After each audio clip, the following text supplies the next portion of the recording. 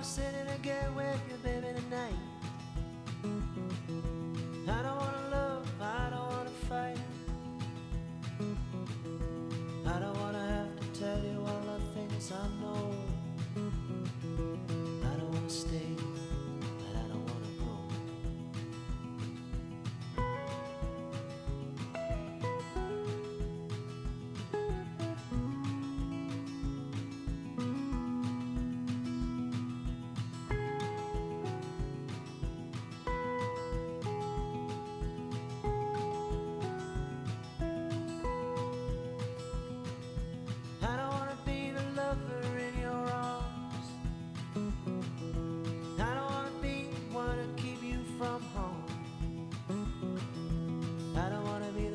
Person in your heart. I don't wanna stop, but I don't wanna stop. Part-time lover, how we suffer now.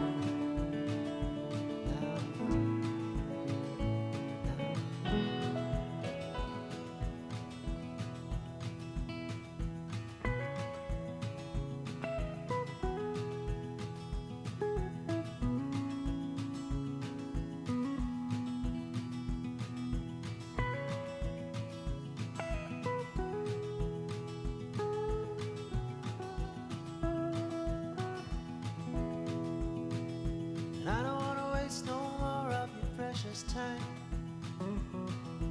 I don't wanna say that everything will be fine. I don't wanna feel your tears on my skin. I'm a coward, baby, don't let me in. Part-time lover, how we suffer now.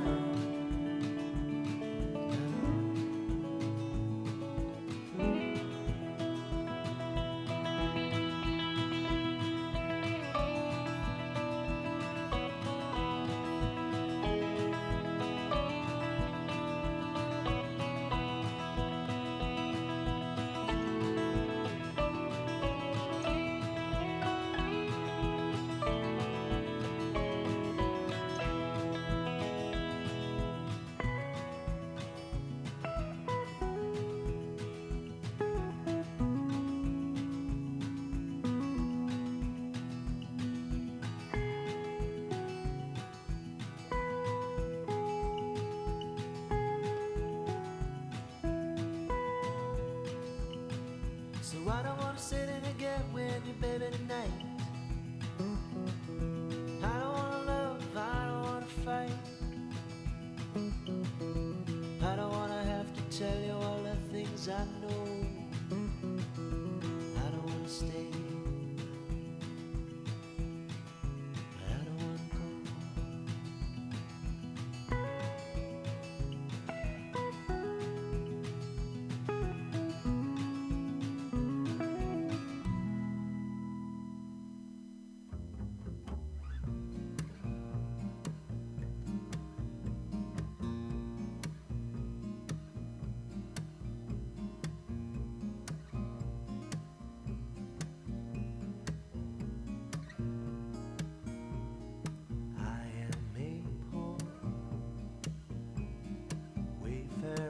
Stranger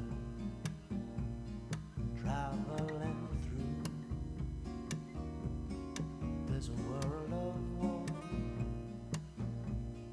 There is no sickness, toil, nor danger in that bright land to which I go. I'm going to see my mother, and I'm going there no more to roam. I'm just going over Jordan. I'm just going over home. And I know dark clouds will gather round me, and I know my way is rough and steep, but golden fields stretch out for me, where weary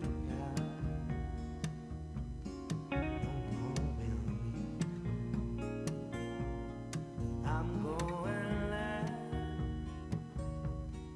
to see my father. I'm going there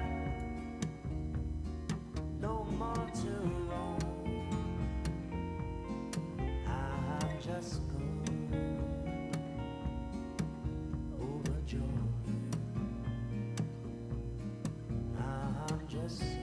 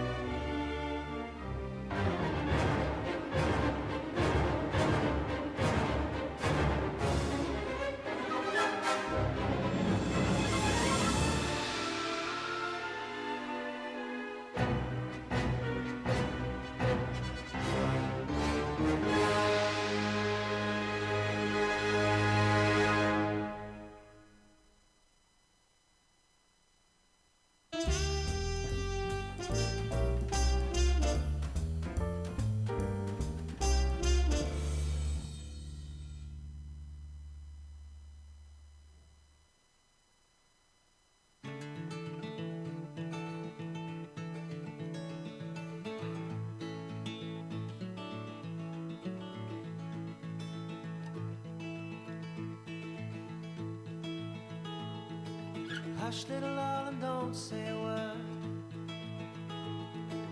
I'm gonna buy you a mockingbird.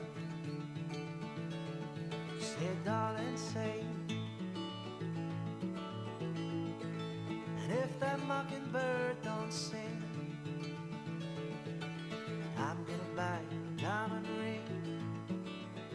Yes, and I know that diamond ring. Yes, I know that diamond ring is gonna shine. Darling, if you'll marry me, I'll buy you a house with a big oak tree. Say, darling, say, we'll live in the house with the big oak tree. 3 little babies on your knee. Yes, and I know that diamond ring. Yes, I know that diamond ring is gonna shine.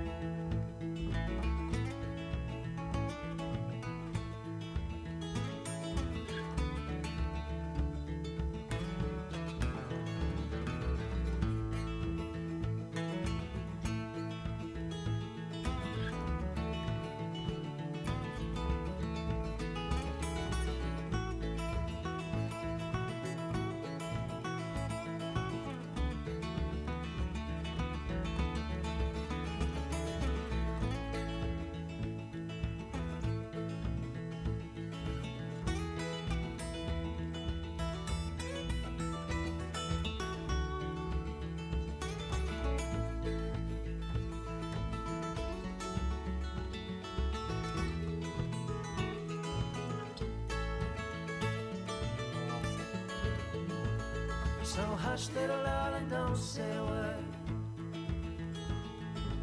I'm gonna buy you a mockingbird.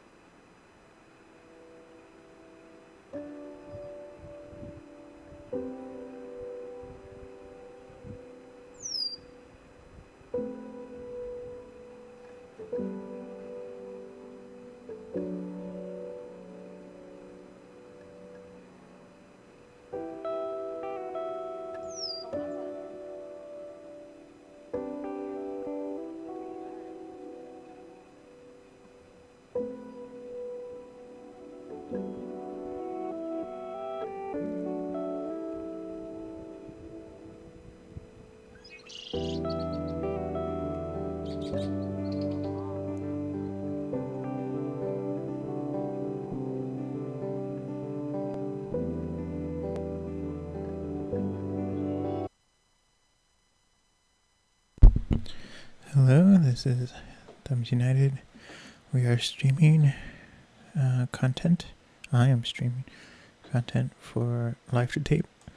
We are going to finish up working on this time lapse, or drive lapse as I call it sometimes, censoring out all the license plates. We kind of did a lot of the hard stuff in the past two streams, and so we're just gonna finish up. We're at like 4 minutes and something seconds, so we have 1 minute and 30 seconds left to animate. So here we go.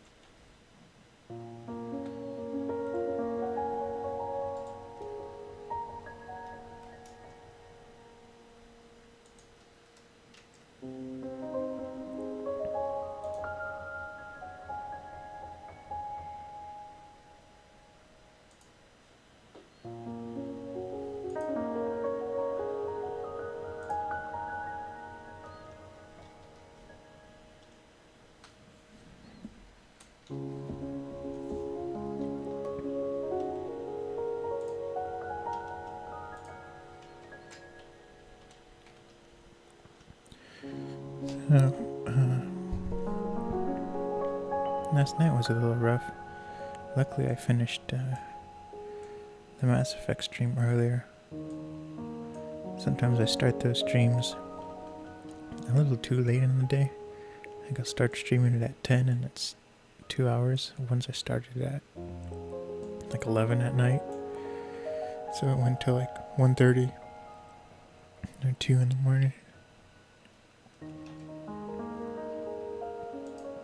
But this time was comfortable. I think I started at like 9 and then finished around 11:30 at night.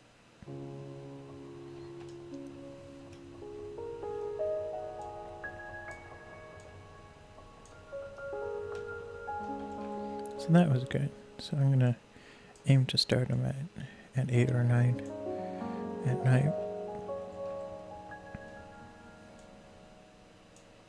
And then I am going to continue to try to do these creative streams in the early afternoon, late morning. I was going to start earlier, but I was extremely tired. After I streamed the Mass Effect Let's Play, I continued to work on the New York project. I didn't stream it because wouldn't be like good streaming material, because I'm just doing a file system and just organizing files and trying to get them into the correct. I'm starting to label everything,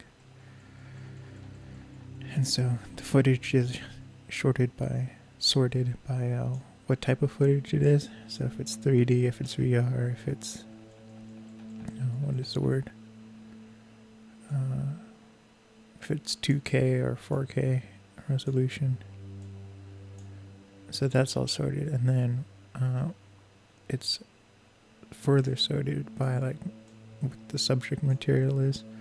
So if it's walking around Manhattan, it's that. If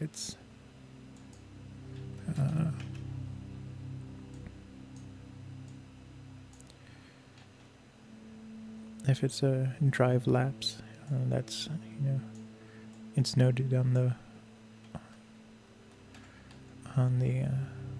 folder name and everything. And so I was going to start organizing the episodes of which footage goes where, but I was just so tired. By that time it was 1:30 in the morning, and I was just like, I can't concentrate, and any work I would do I'd probably have to redo today. And so I just called it quits. So before I went to bed, I was like, I'm still testing VR stuff. Like I have the fixed view VR, and you can go see that at Live to Tape on YouTube, or Photations with Project Newfoundland on also on YouTube. But the VR I'm working for on the New York project, it's going to have head tracking.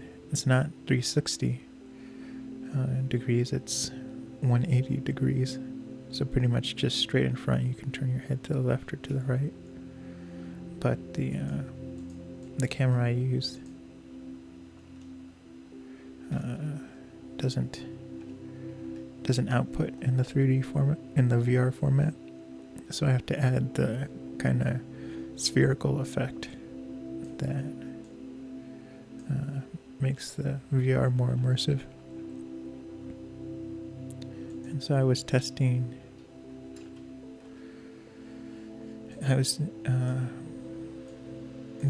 some image kind of converters. Not converters, but different image formats. So I created 4 sample projects, and yeah, I just set that to render overnight, and it finished. And so after I stream this, I'm gonna put on my VR goggles and test it out. And it's just, my VR goggles are just a smartphone with an app.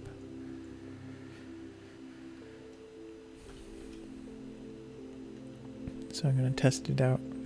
So if it works, that means I don't have to write a program to add the spherical distortion. But if it doesn't work, and it's not the quality that I like, then I'm going to have to write a program that adds the spherical distortion. And the irony is, like I'm saying, it's going to distort it, which is technically what it's doing, but it's adding the spherical distortion, and that will make it so that when you're looking in VR, it looks like the VR apps and everything. If it's in the spherical format, the video, it will actually take away the distortion when you're viewing it in VR.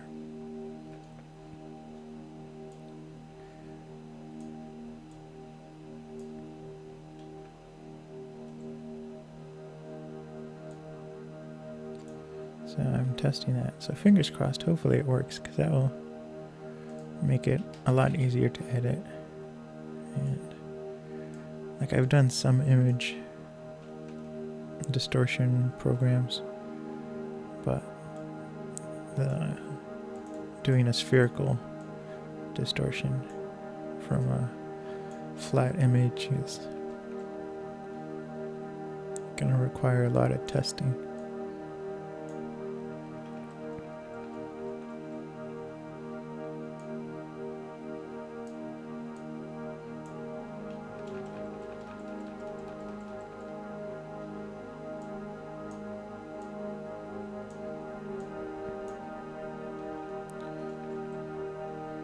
And then the other thing is, if I don't have to do the spherical distortion, which I'm hoping for, that will save on like so much rendering time.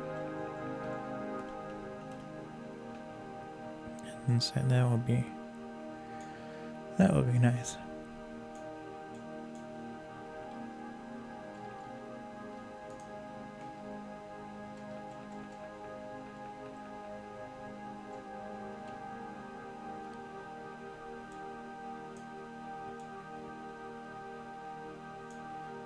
So this whole time we just edited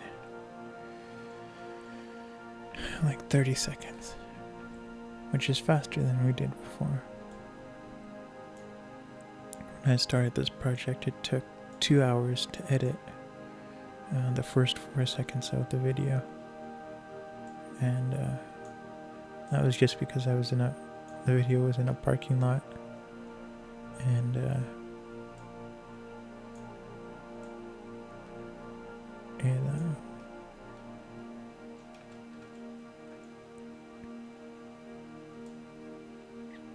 Yeah, I was in a parking lot, so I had like 7 cars I had to remove the license plates from.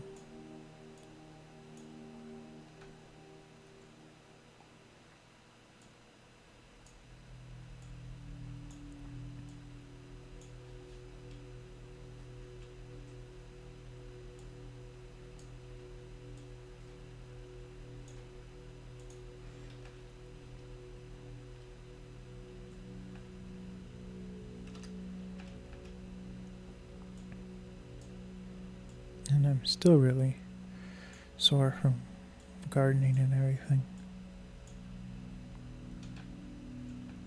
Now, in the evening last night, I had this bottle of, it's a mixture of water and magnesium, and so you're supposed to put it on because it helps you relax, specifically your muscles. And if you're sore, usually your muscles need magnesium, and so you just spritz it on your skin, and then you rub it in.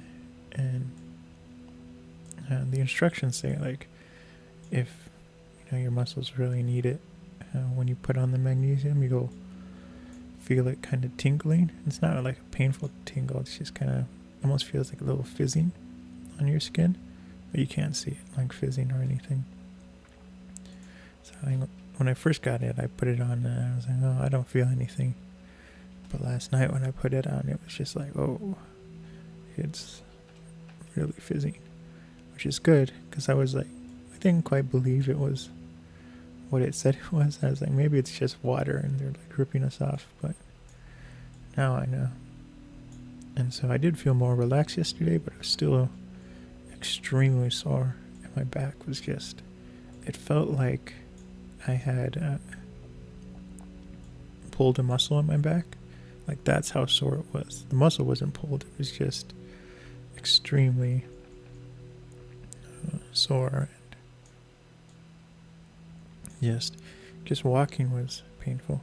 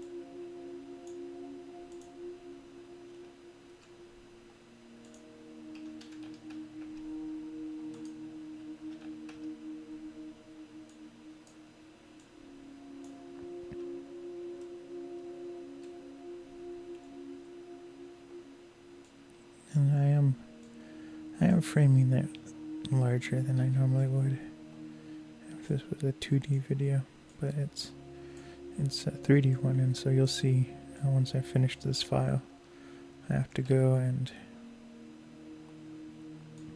animate the other camera view.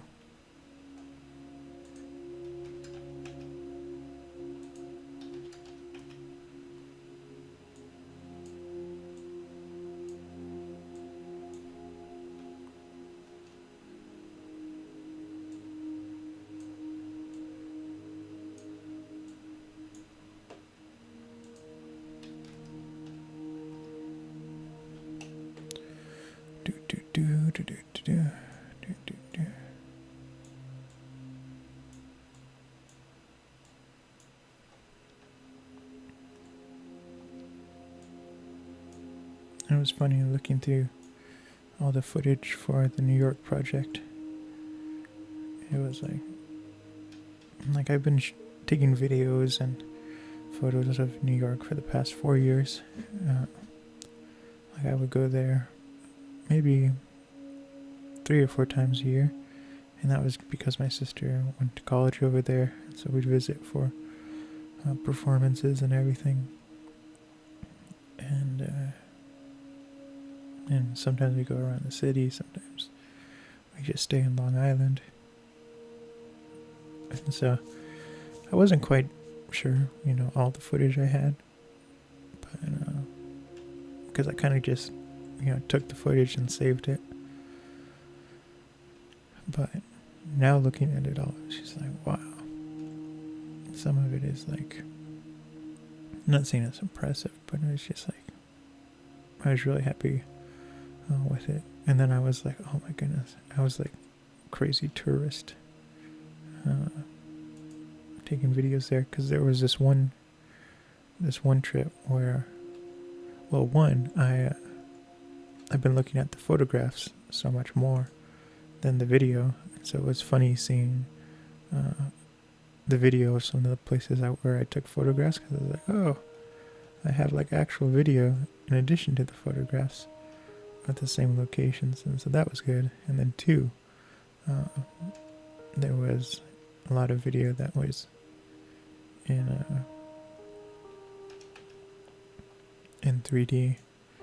I was like, oh, this is gonna look so cool when it's finished. So I'm excited to view it on my monitor in 3D, but I'm also excited to view it with the fixed view VR. It is just VR with no head tracking, so it's not a 360 video.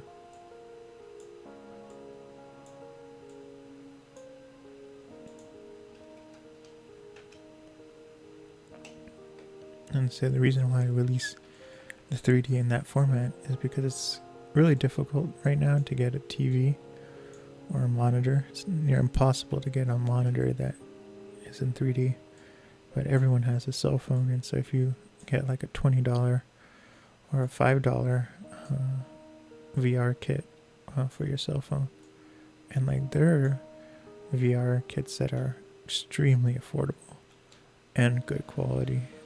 The one I use for my iPhone 6 Plus, I use this one called the VR box, and it's about $20, and it was well worth it. It has nice padding, and it has what I like. It's not only a strap that goes around kind of the side of your head, but it has a strap that goes over the top of your head, and so and it fits well with my headphones, which are kind of like can headphones.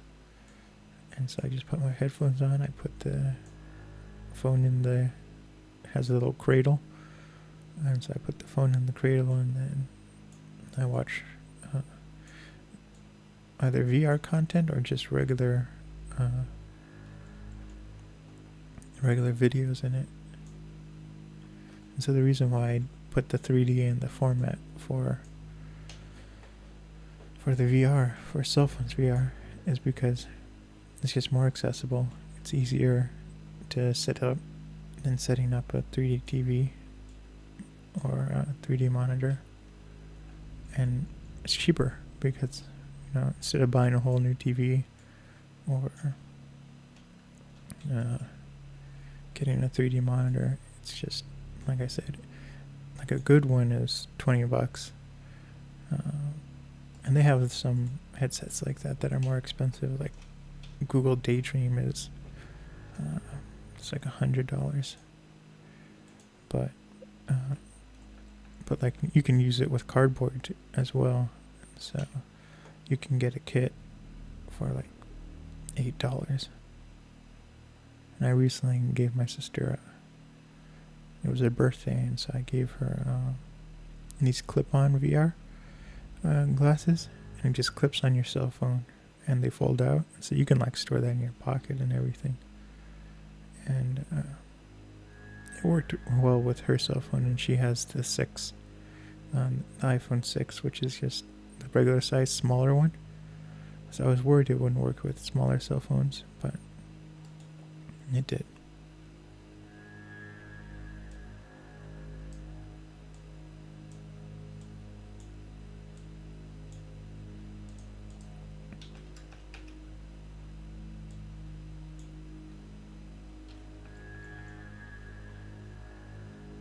I'm gonna save because I don't want to lose all that work.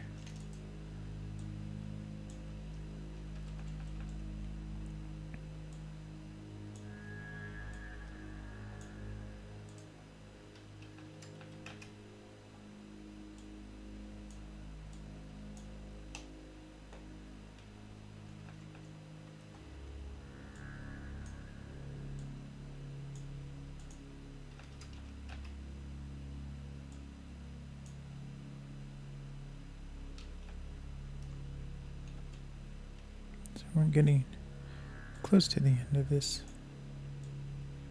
video. Hold on.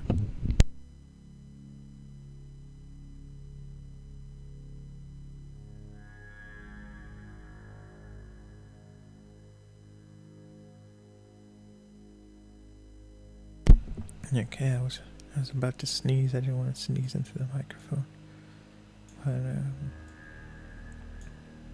being conscious of the sneeze made it go away.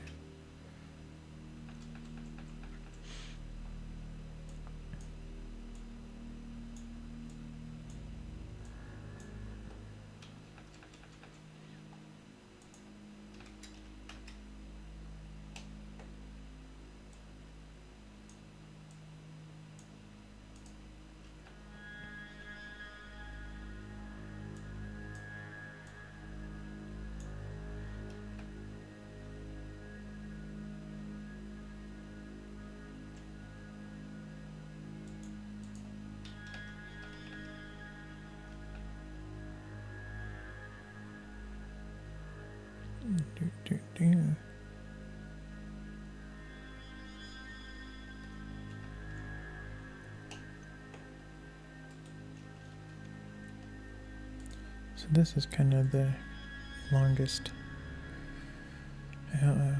car I had to animate over.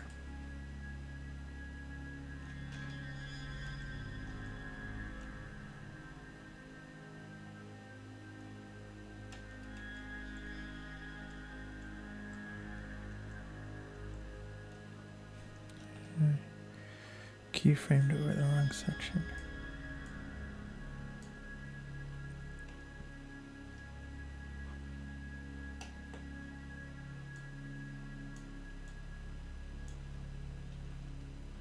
And so after we finish with this file, I'm going to go and open up the next file.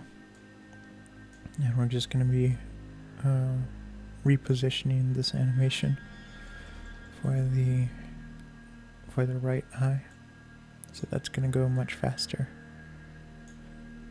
Like it took me maybe 6 hours. Well, it's going to have taken me 6 hours to do this video. About 6 hours for 5 minutes of footage.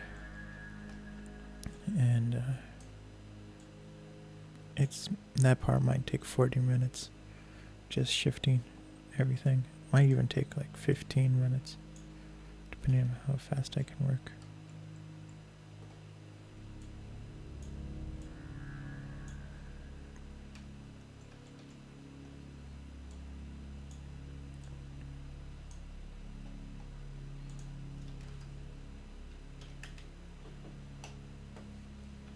And then I guess like a week ago I saw Ocean's 8, and that was like when I first saw the posters for it, I was like, do we really need another Ocean movie? But it was really good. I mean, like really good. It's a 2-hour movie, and it felt very short. It was never boring. It was like really well edited.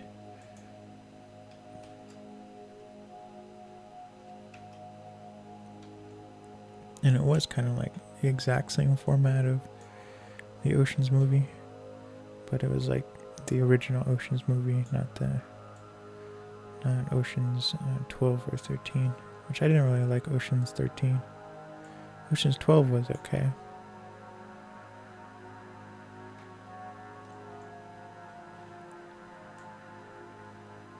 And to be honest, I liked I liked Ocean's 8 almost more than I liked the original Oceans.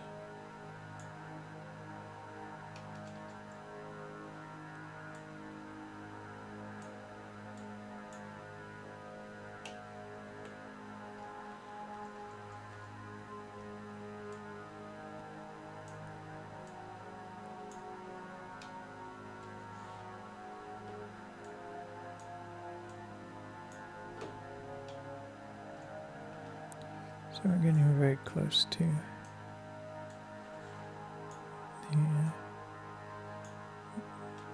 the end of the animation. There's still a couple of sidecars I have to do.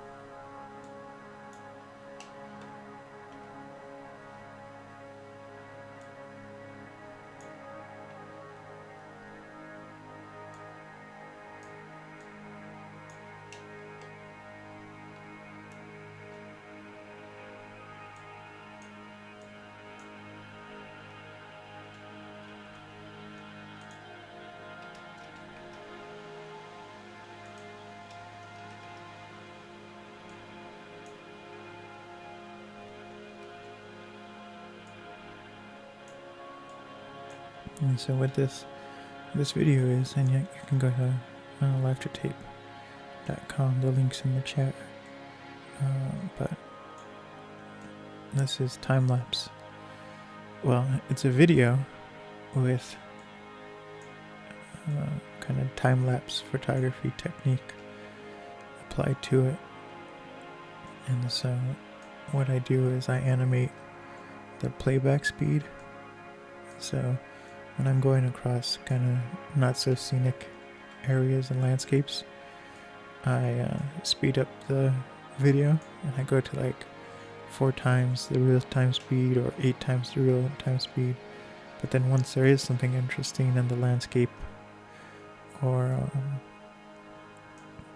like this, like in the city, where it is more interesting and things grab your attention, I will slow it down to sometimes like 2 times the real speed or sometimes real time. And the reason why I do it is because it helps with kind of the attention span. I mean, each one of these videos, if it played in real time, is a half hour long. So nobody really wants to sit down for a half hour drive, especially if 15 minutes of that half hour are just sitting in traffic.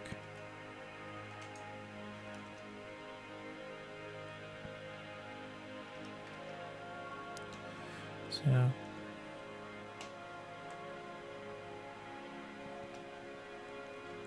that's why I do it. And it's not like there's no jump cuts. It's a gentle animation where over like 30 or 40 seconds it will slowly go up from like twice the real time speed to like 8 times the real time speed. So it's very difficult to notice.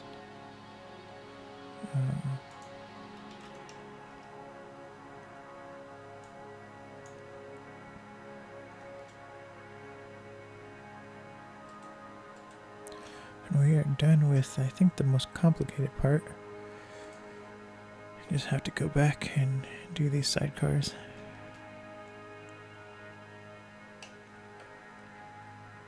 Which is not going to take as much time.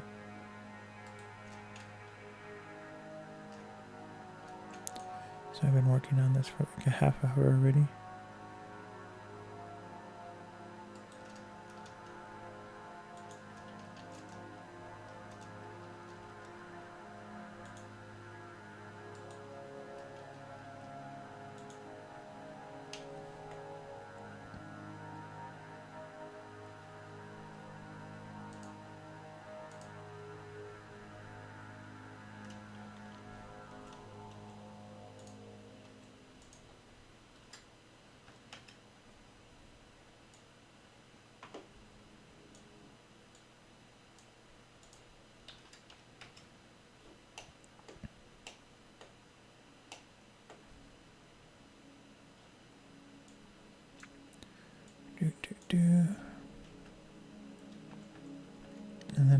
working. I'll be streaming more live to tape editing. I have to write the script for story time. This episode 8. And I haven't decided yet what story I'm going to select, so I have to find a story and the sources and then write it from there.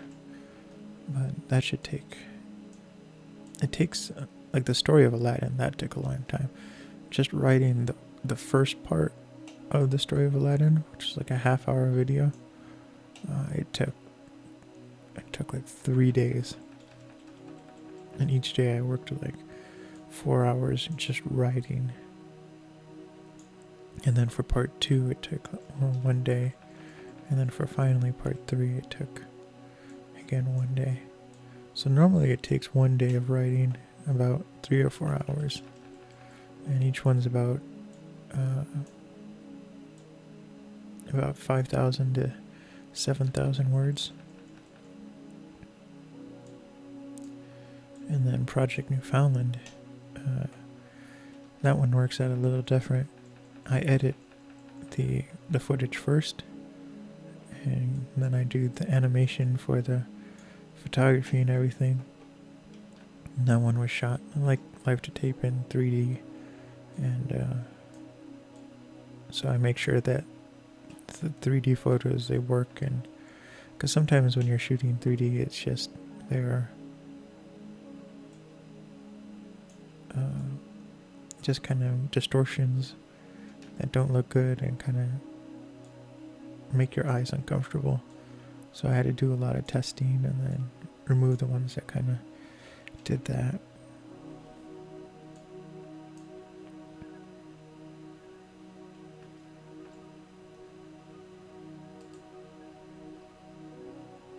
So I think this car's going to come back, or we're going to end this clip here.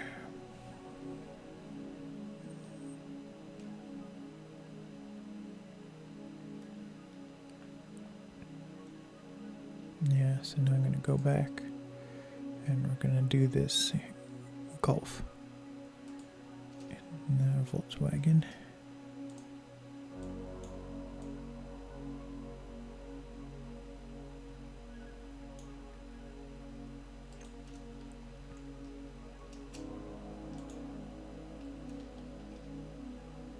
It's kind of annoying. There's an empty layer here, and so whenever I create a new layer, it always wants to fill that place.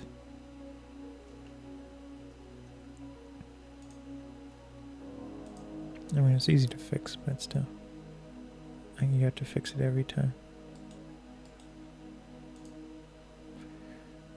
And I just add the keyframes. And I have it set. I have Blender set, so it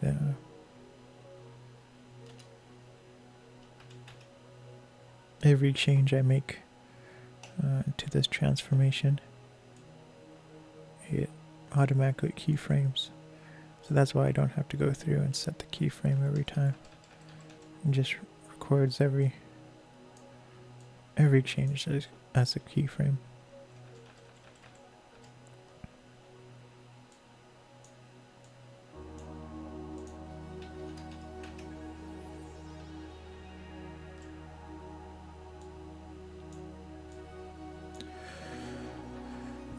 Do.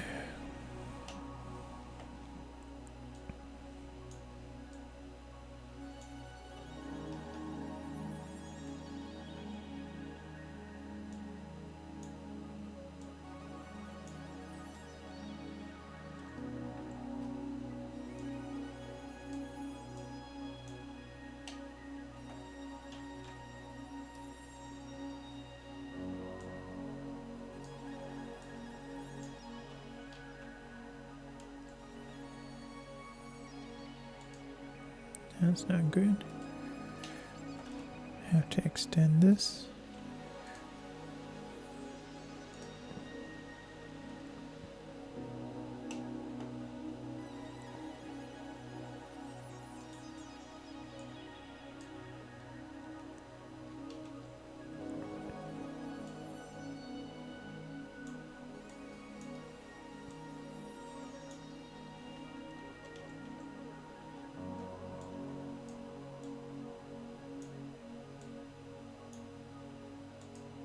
I read an article how there's like these pranksters, and what they do is like the self-driving cars.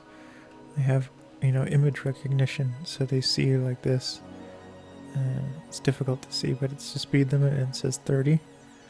And so there are like these funny kind of like optical illusions that humans have no problem with, but kind of the image recognition software can't differentiate. So what they'll do is like they'll put if it says 50 miles, well no, if it says 25 miles per hour, you can put a dot like underneath the 5, and just like a black dot. And so then the image recognition software will be like, oh, it says 90 miles per hour. It accidentally reads the 2 as a 9. And so it doesn't look anything like a 9, but for whatever reason, the image software recognizes that 90. So then the car will start going 90 miles per hour, which is terrible. But as long as it's interesting. I don't trust self-driving cars. I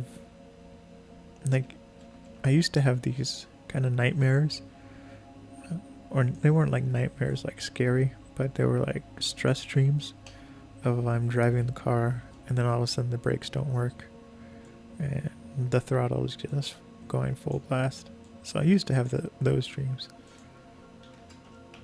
but now I have a dream that I'm like in a self-driving car and nothing goes wrong, but it's just, it just fills me with so much anxiety. Because with the self-driving car, like if somebody else is driving you, you can see them, they're looking at the road, and you can kind of figure out where that person is looking, and so that's kind of, reassuring. There's someone is driving the car. But with the self-driving car, you have no idea what the AI sees. And so with the dreams, it's like that you're driving through construction, and it's like, please don't, veer off and hit the construction cones, and it's just so much more stressful. And then it's just like, do I have to take over, the wheel?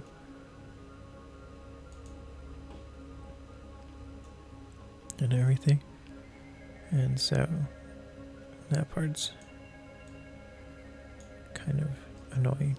I mean, not annoying, but frightening.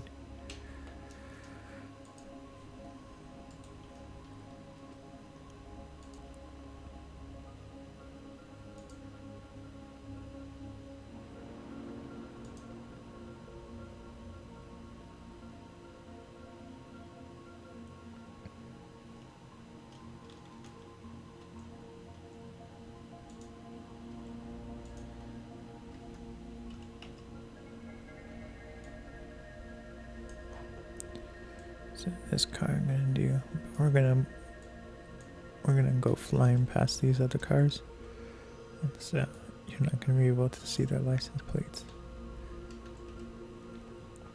because with the time modulation, the effect automatically blurs a little bit. But this one we have to block out. Do.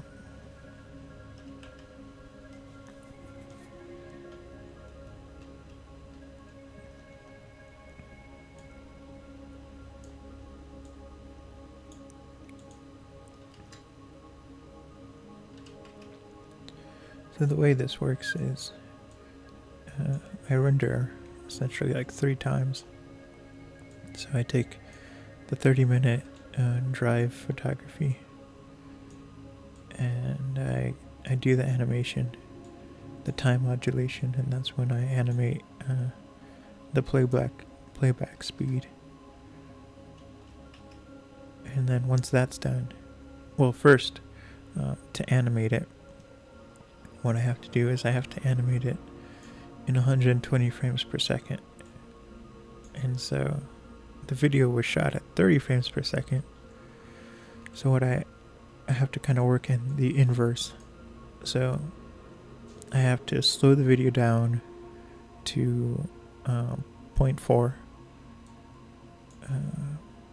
it's like 0.25 speed, because that's a quarter of the speed. So in a project that's set to 125 frames per second, what it does is it duplicates the frames. So it makes it plays 4 frames of the video just still, and then it moves on to the next 4 frames, and it's just one still image. And so then I take the 0.25, and when I want to go faster, I increase it to like 0.50 times playback speed. So then what that does is, instead of playing 4 frames of the video for 1 second, well, not for 1 second, for essentially 1 frame, it plays 2 frames. And so then if I go up to 0.75, then it plays 1 frame for 1/20th of a second. And so what I'm really doing is I'm changing how many frames it plays for. And so then I export it at with the settings of 120 frames per second. And then I wrote this program, and what it does is it takes the 120 frames, and then it blends the 4 frames together. And once it's blended together, it goes from being 120 frames per second, to being the normal 30 frames per second. And that's what adds the smooth motion.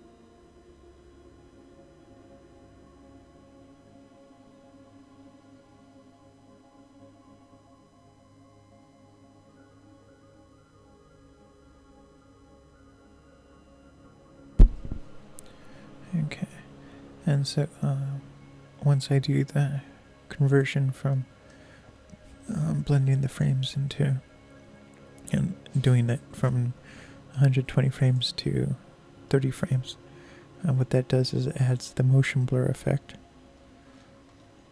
And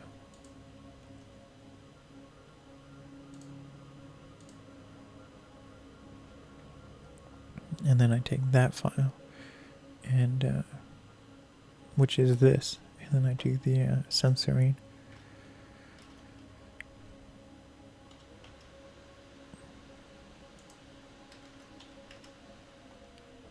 Which is this process. So the first process of animating, that's the first time the video gets rendered. Then it gets the motion blur, which is another time it gets rendered. And then this time I remove all the license plates, and then it gets rendered again. And then the final render, I take this video file that's going to be exported, and I just layer over the narration of story time and everything. And yeah, so it really gets rendered 4 times, but the last time it gets rendered, it's easier, so I don't really count that.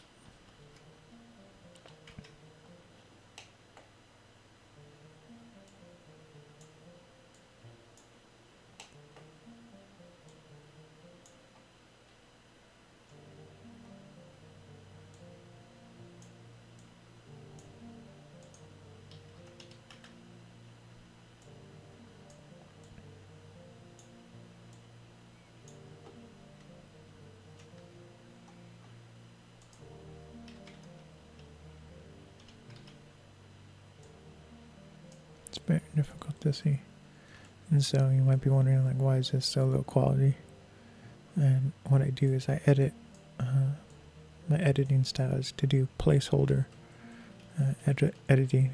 So this video is actually standard, little under standard definition with a very low bit rate. So I edit this because it's easier on the computer processing wise. And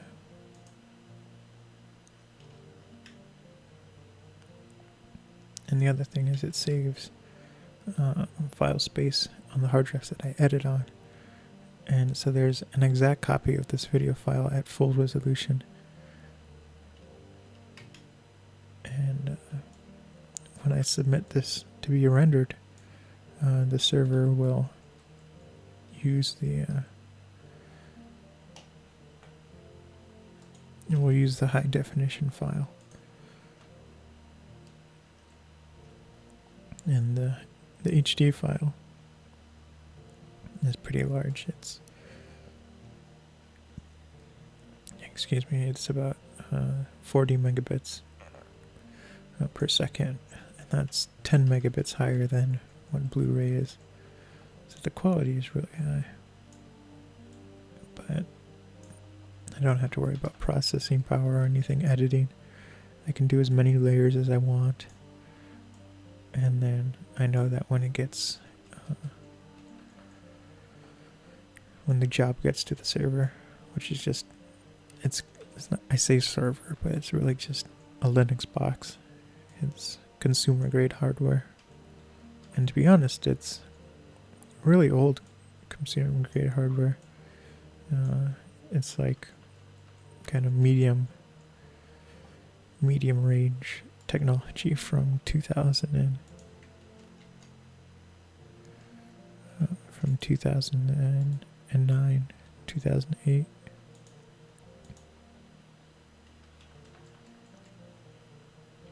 But it's running Linux, and Linux kind of manages resources better because it's a lighter weight OS. And I mean, it renders pretty fast. Some of it, like I only use AMD because it's more inexpensive. But so it's like right now, my Linux box has 8 gigabytes of RAM, and it's a 6-core processor. It's the Phenom 2, and I mean it does a lot.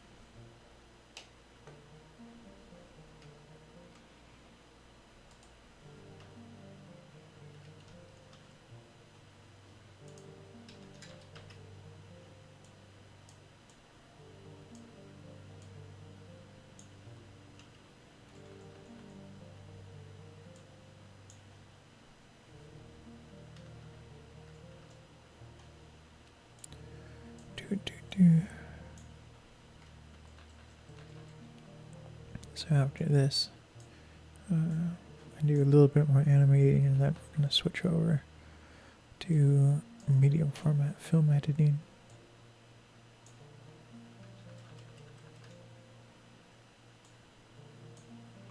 So I have to find the hard drive that's stored on. I think I know which hard drive it's on, but I'm not 100% sure. So that will be fun. And Photoshop is working so much better. There was an update, and just after it, what used to happen is after like 20 minutes of use, it would just become so laggy and unstable that I'd have to start it over. But there was a Microsoft update, and it fixed it. which is good.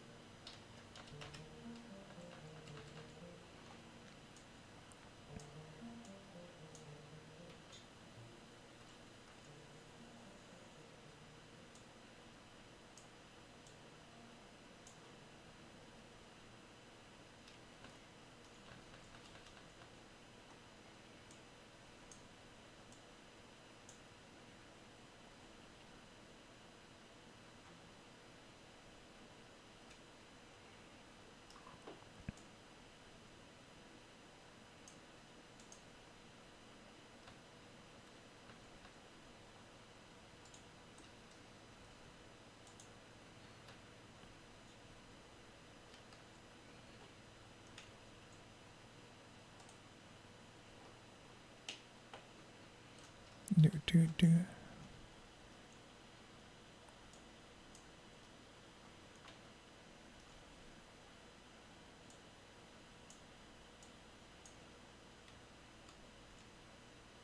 In a second, once I finish this car, I'm going to take a short break.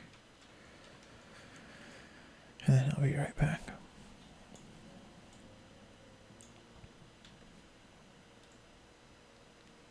We've already been streaming for like an hour of editing. I haven't eaten breakfast yet either. I just woke up, made my coffee, and then started streaming. What took longer was posting on social media that I was streaming. In order for me to post the videos on Instagram, I load it into a program called iFiles, and then it lets me send video files to Instagram. That's not on my camera roll.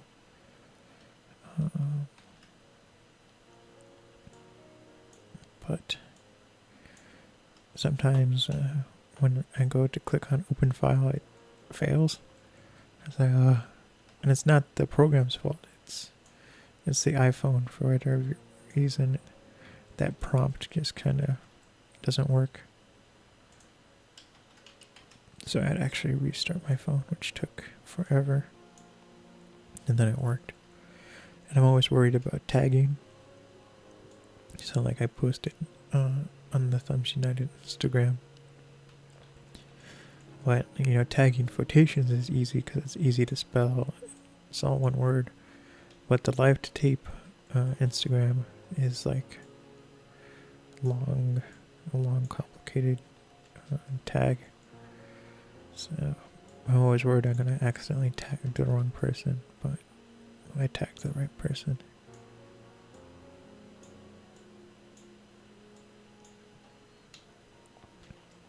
And when I'm doing it on Instagram, it's easy because it shows up.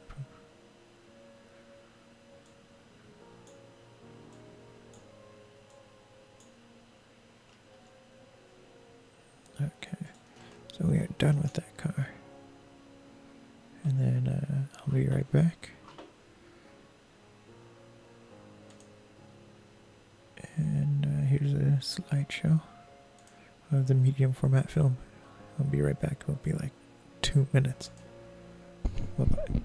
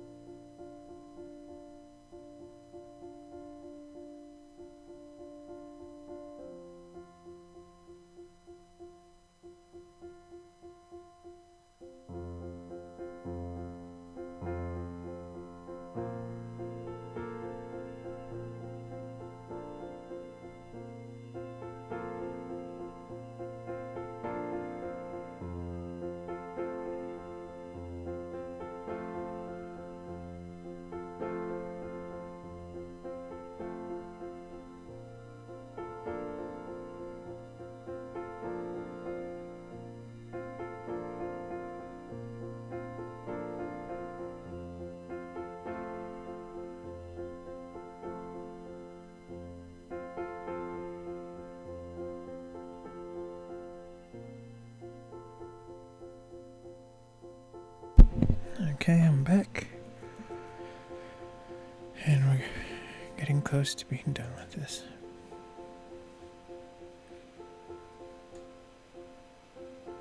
And then these cars are moving so fast. I don't have to animate over them. So we're just going to go back to here. I think there was a couple cards we have to do.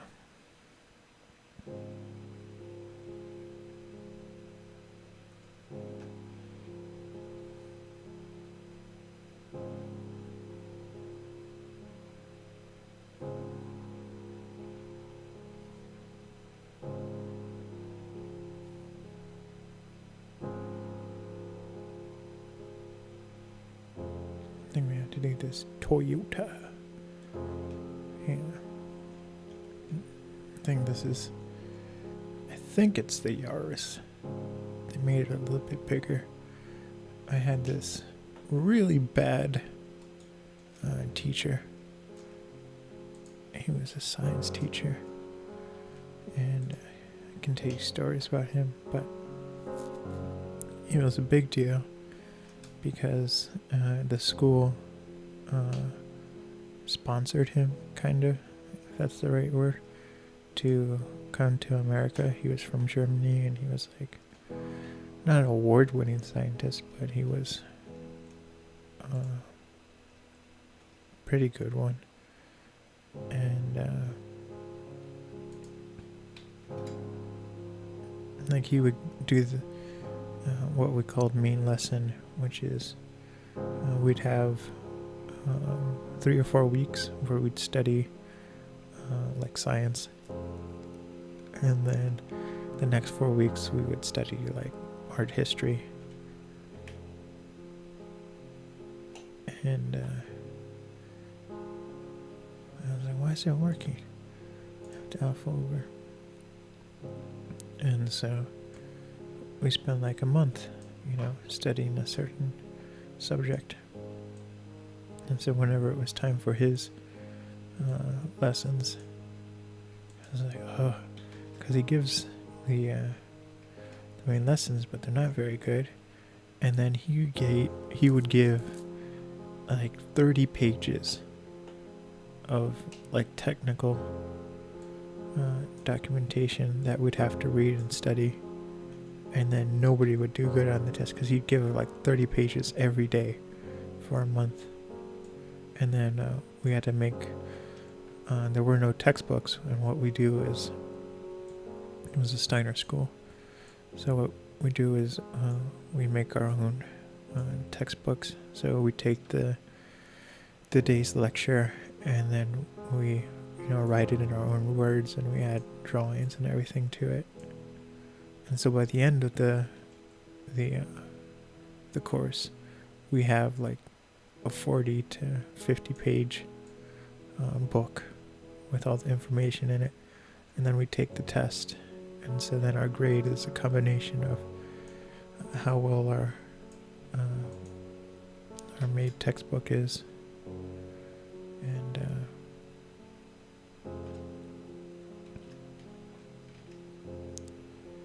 and then it's a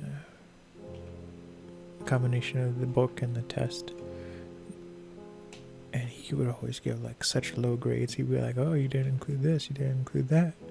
And even like the really star students in the class were getting low grades, like 70s and 60s, when usually they get like extra credit and everything, and they get over 100%.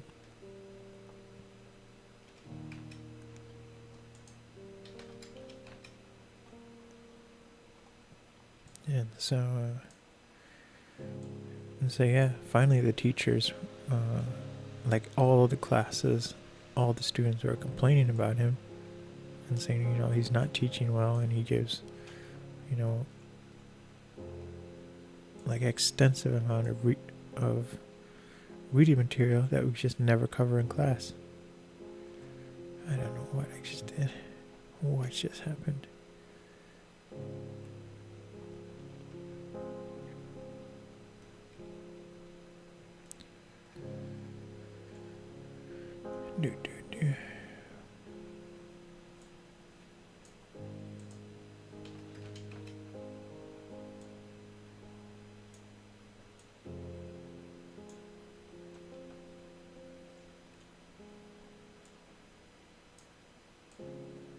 That one's dead.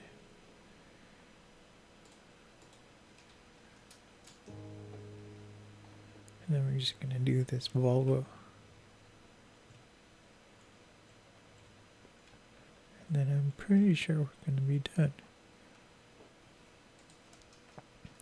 And we're not done with this whole video.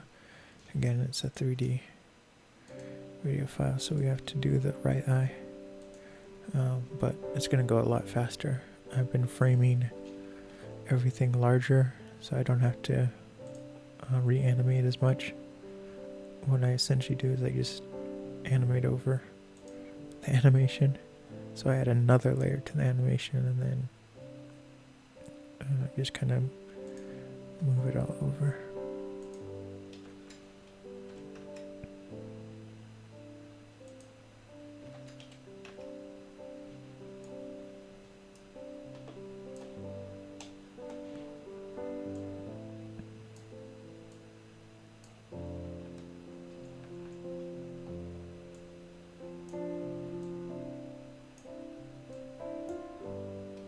And this one's gonna be real fast.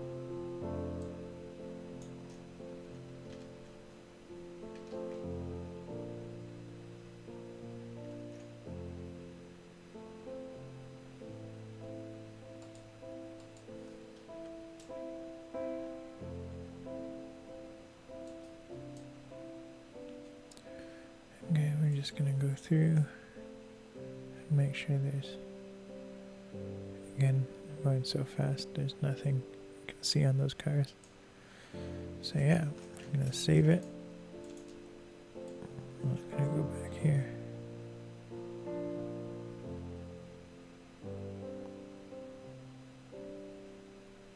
Okay, so hold on, I'm gonna set up the next project. And again, it's a 3D, so I have to do the other eye, but it's gonna go much faster. It should take like 30 minutes to do.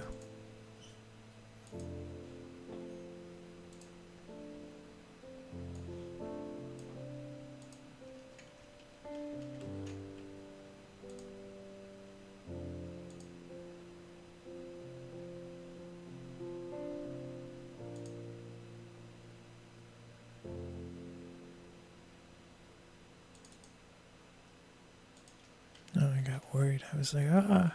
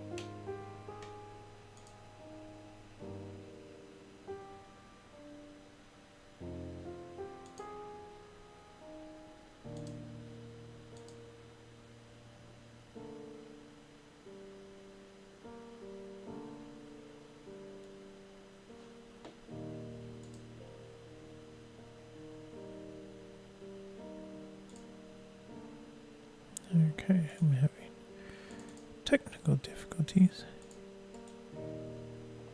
but that's okay. I think I know how to fix it.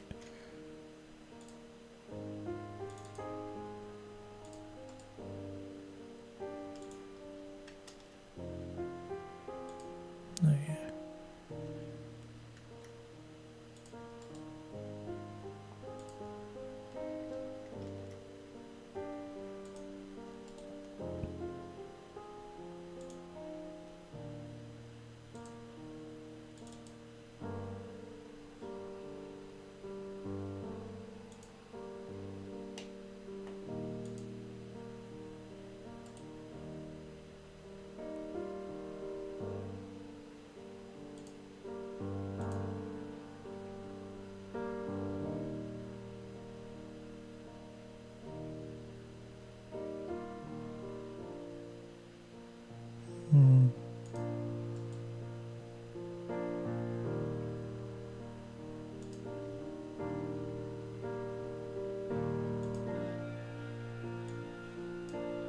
Blender is not liking something.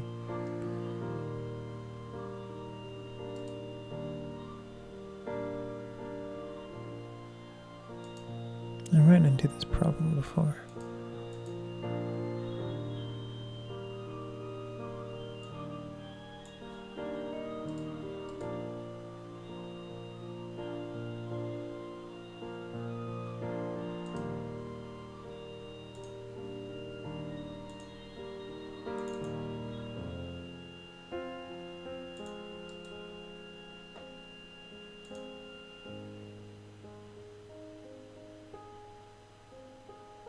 Oh, okay. It has the wrong file extension.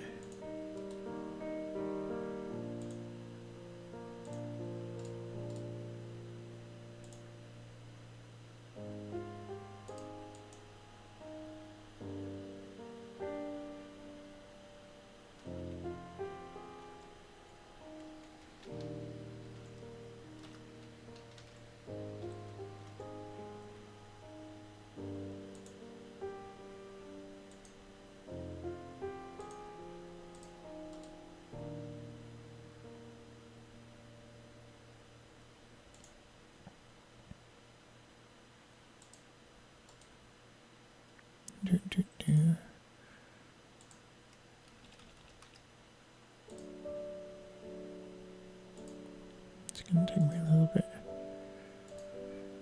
to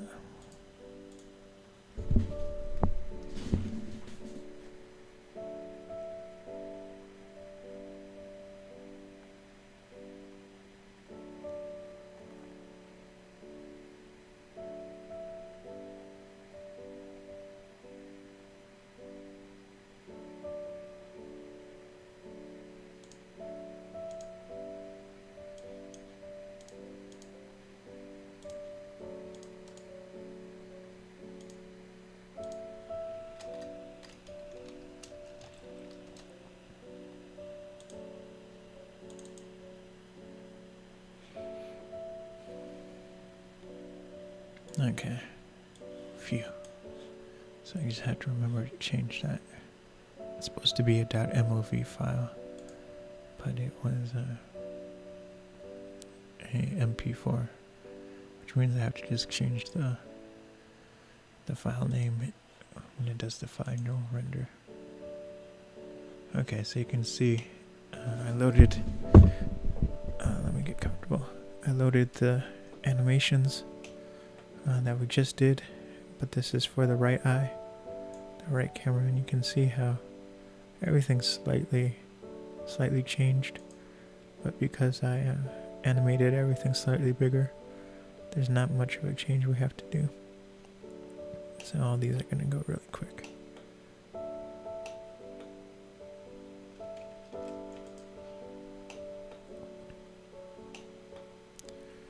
we're going to start here at the beginning.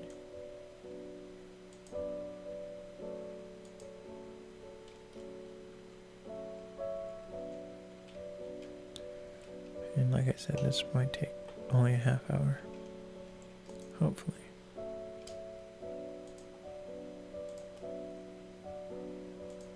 This first part's going to be a little bit complicated.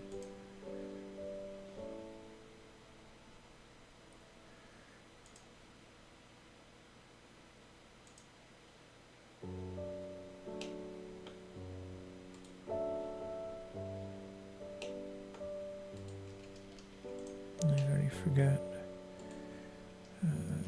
Effects, strip. I just wanted to make sure I selected the right one. And we're just going to shift it. And then actually what I do is I make the previous animation not visible. And then I go over to this. And then this one. I just shift over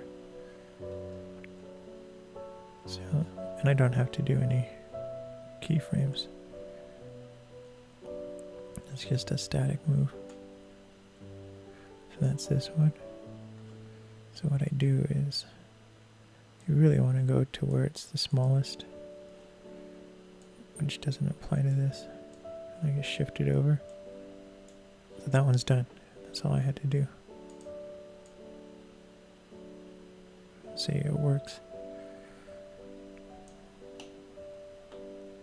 So now we can do the next one.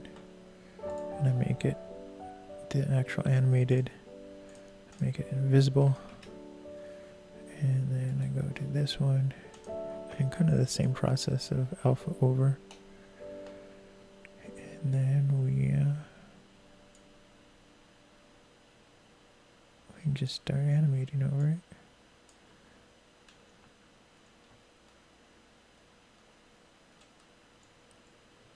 And we just kind of find the kind of sweet spot.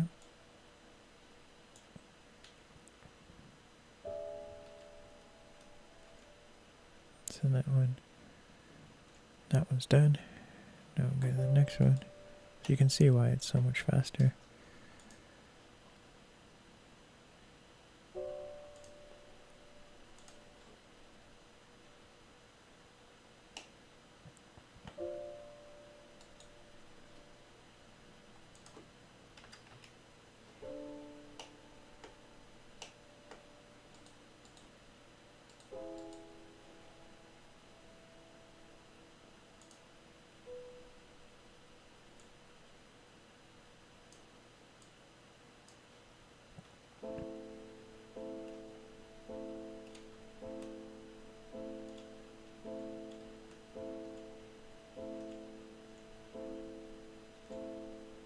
Okay, that one's done.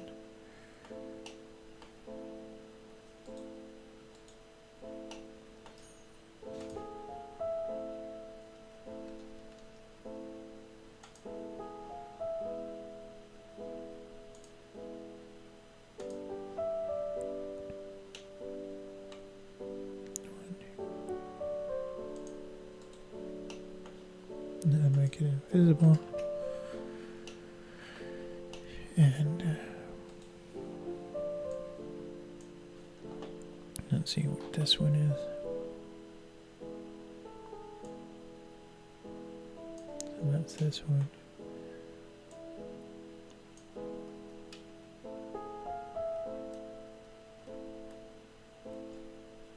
That one's done.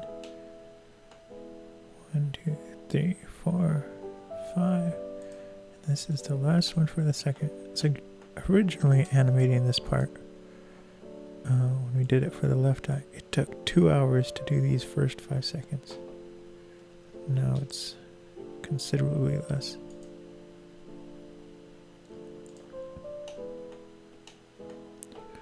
One, 2, 3, 4, 5. I just want to double check.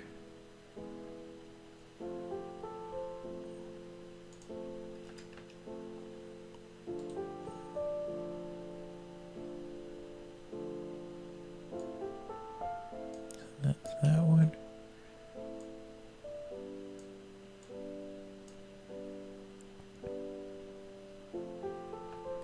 Then we go through and make sure that one's fine. So now we'll go through and do this one. I just want to make sure. I like to stack them upwards.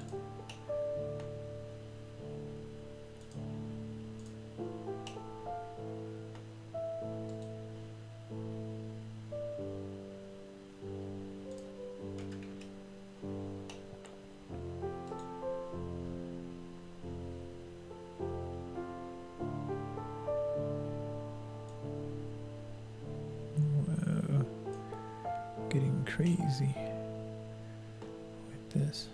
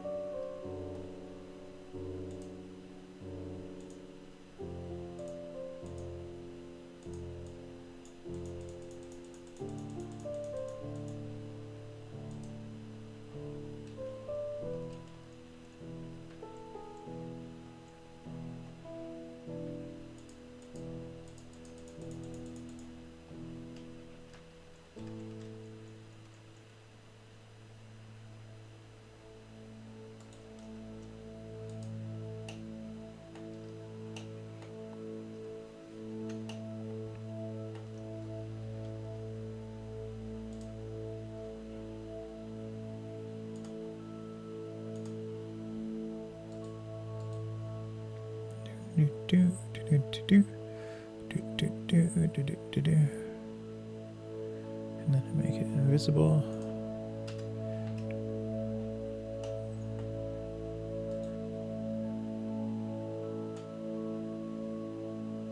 So that's this one, this truck.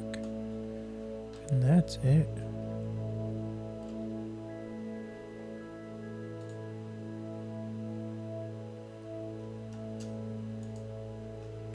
I'm gonna save it.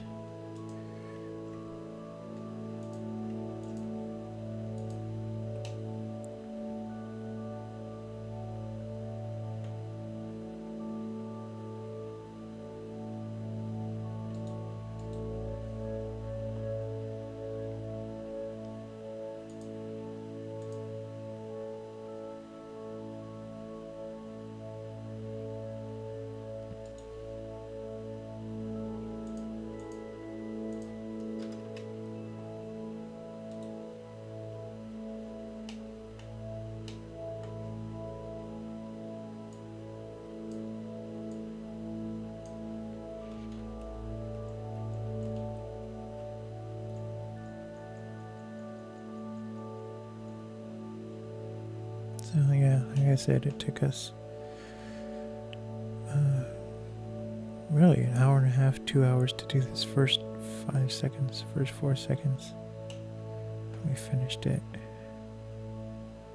in like 10, 15 minutes. And so it's gonna be easier now. I mean, there's just, that part's gonna take a little time, but it will be going fast. And you see it's just a repositioning of the previous animation.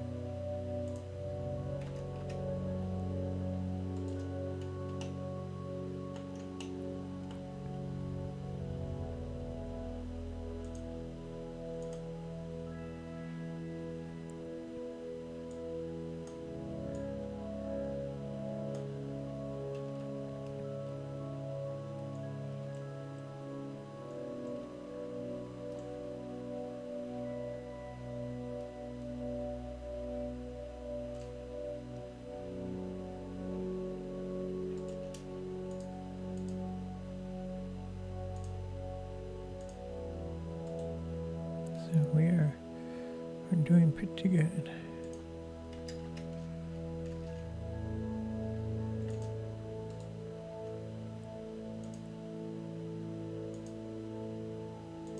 Now what I like to do, kind of the trick to this, is you want to go where the sensor bar is the smallest, so that's usually at the end of the clip. And then you just move it towards the smallest, and then you center it. And then when it's larger, it already is in the correct spot. So that's kind of the trick.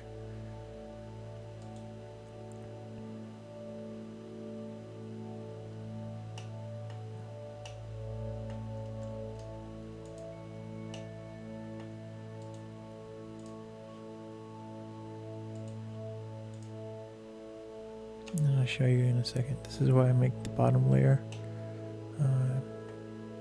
not visible, because what it will do is like see,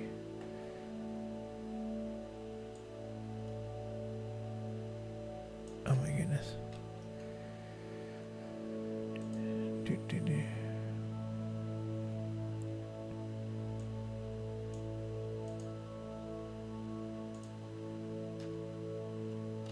I'm doing the wrong thing.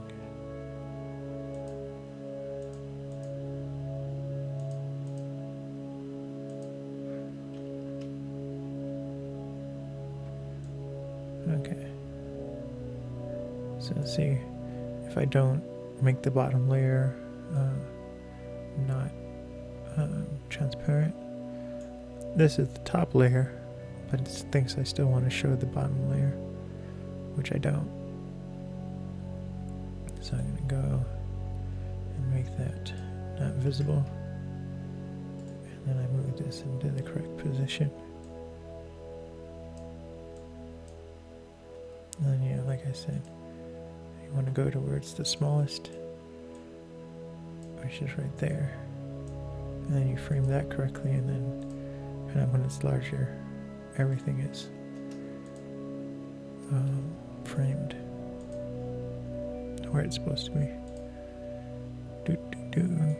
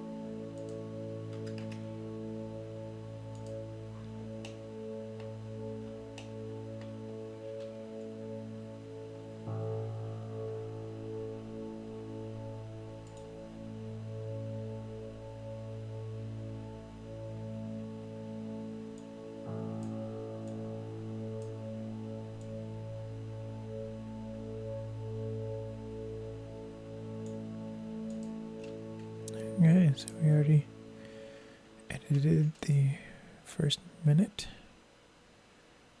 Now we jump to the halfway point. Oh, we missed one.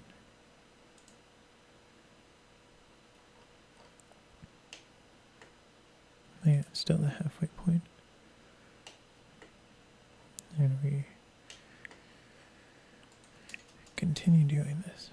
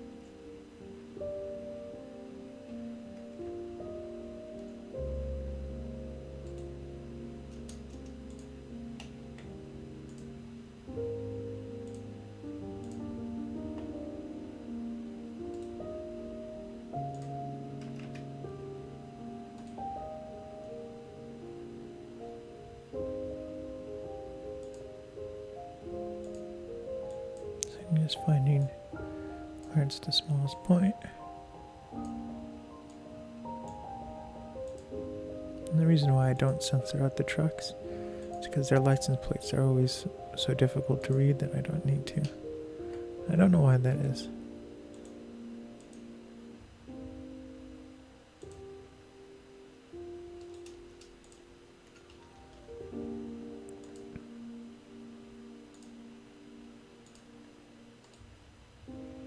This is actually going a lot smoother than it normally does.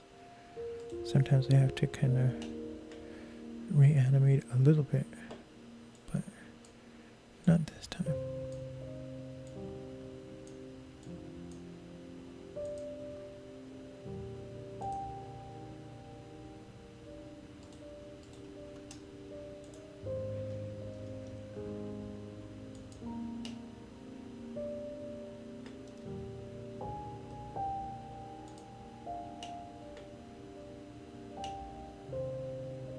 That went way too high. I lost that layer. Bring it back down.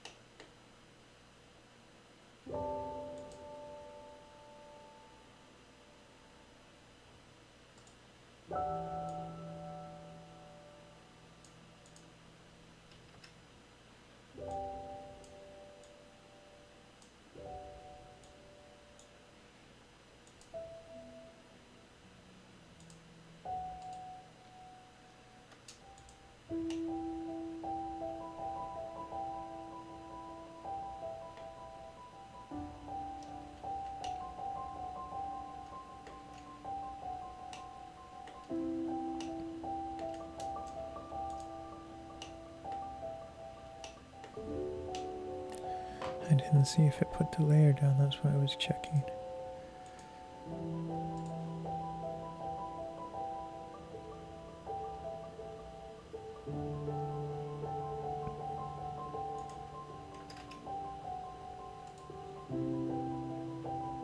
This is that crazy driver. Bothers me so much.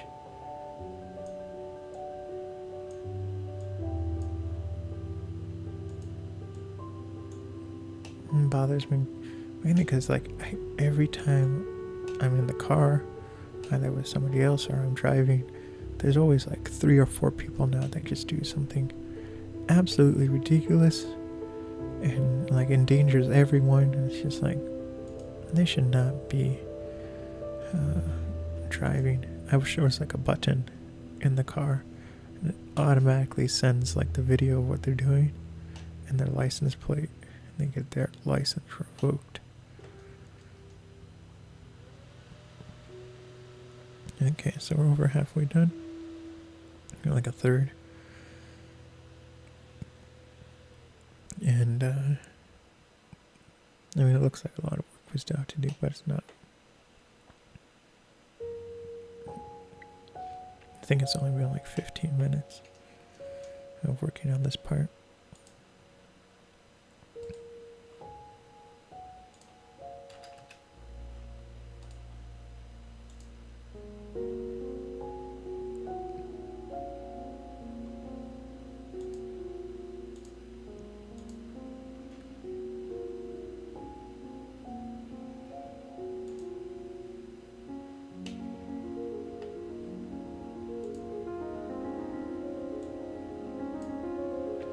Oh, so I never even told you the part. I was talking about this teacher who was really bad and didn't really teach well. And eventually, like, students were complaining about him for years. And so the other teachers in the school, like, did this audit slash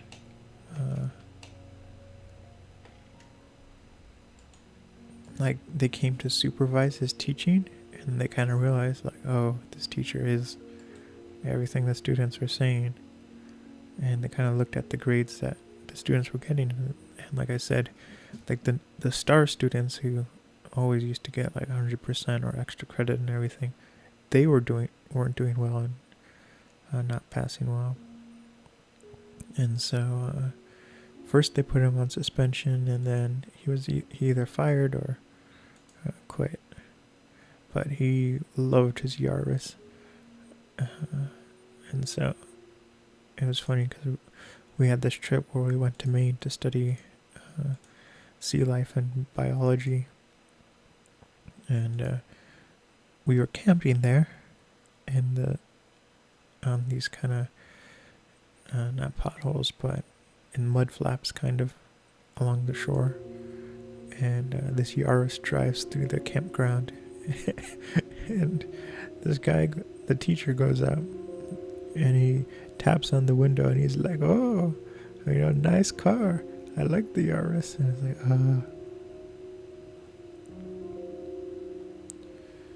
So let's see. So that was kind of the story about the Yaris from a while ago that I never finished. But he like actually stopped the car to tell the person that he liked his car. And I was like, oh no.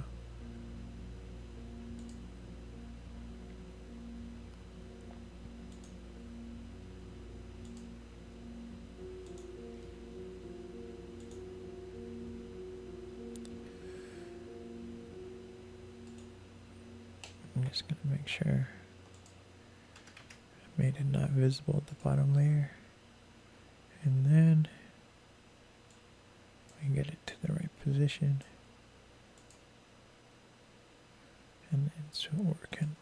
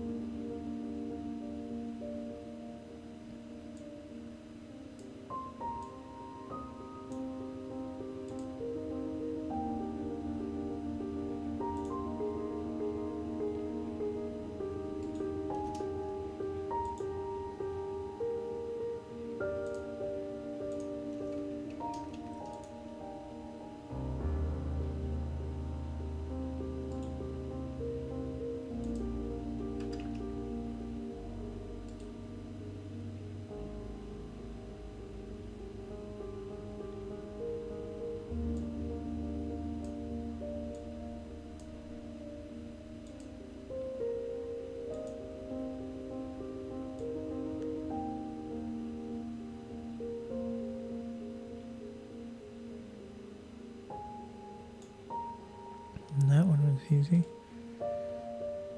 And then we have these little clips to do.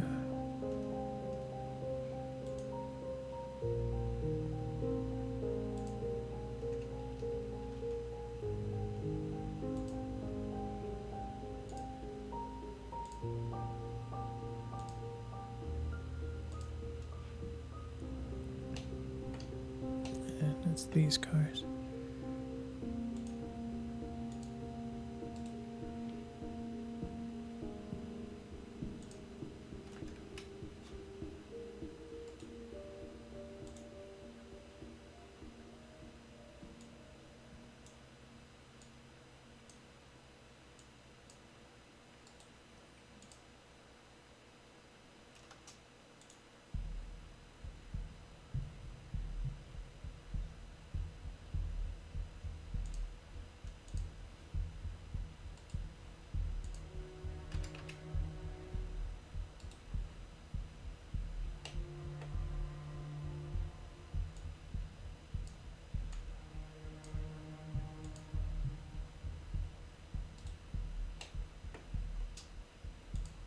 I think this is the most complicated, the second most complicated section I have to do for this project.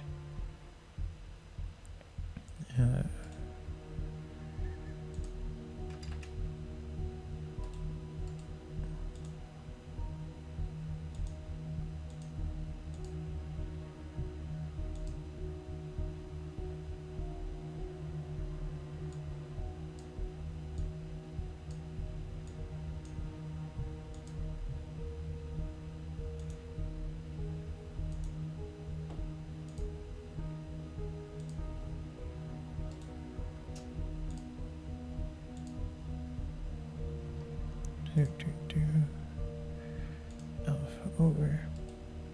I'm getting a little fatigued doing the same thing over and over again.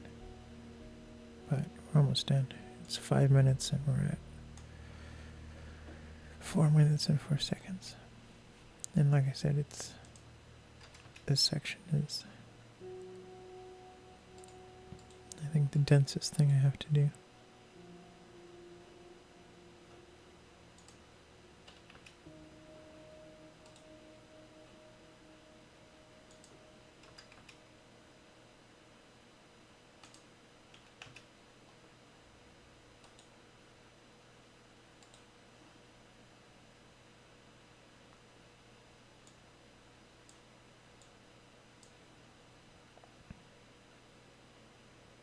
Okay, so now we have this giant thing to do, which is 1, 2, 3, 4, 5, 6. It's only 6 more.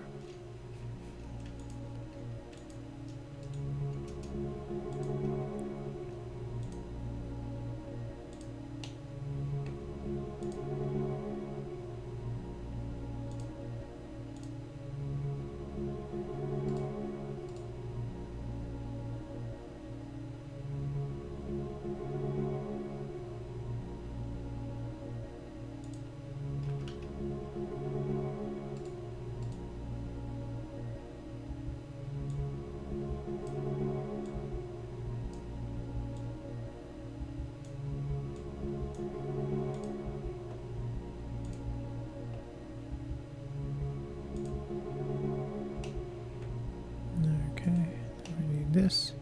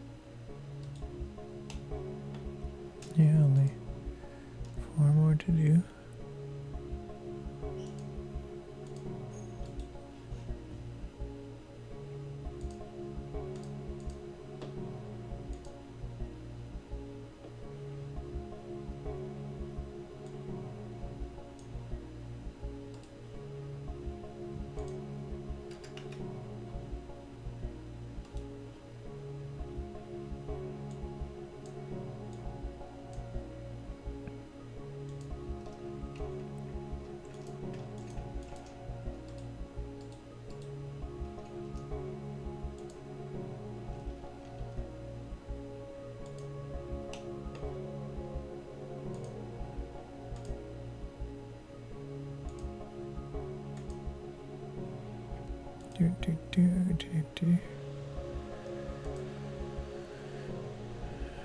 And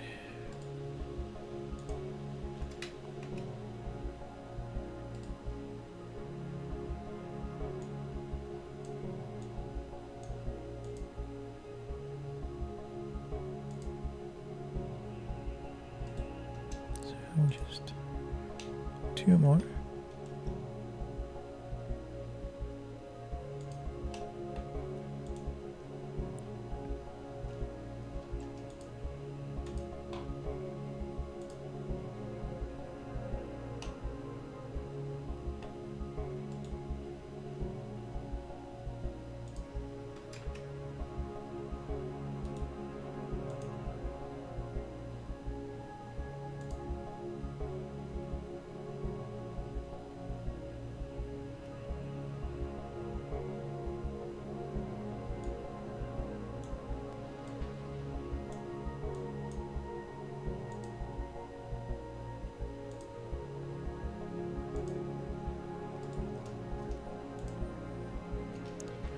And the last one.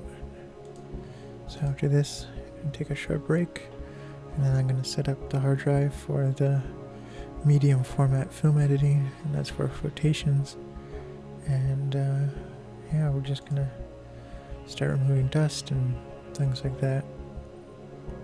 Some of these photographs are in kind of bad shape, so I'm gonna need a lot of work. That's okay, because I actually like the film restoration. Not the most, I mean maybe the most, but it's almost therapeutic.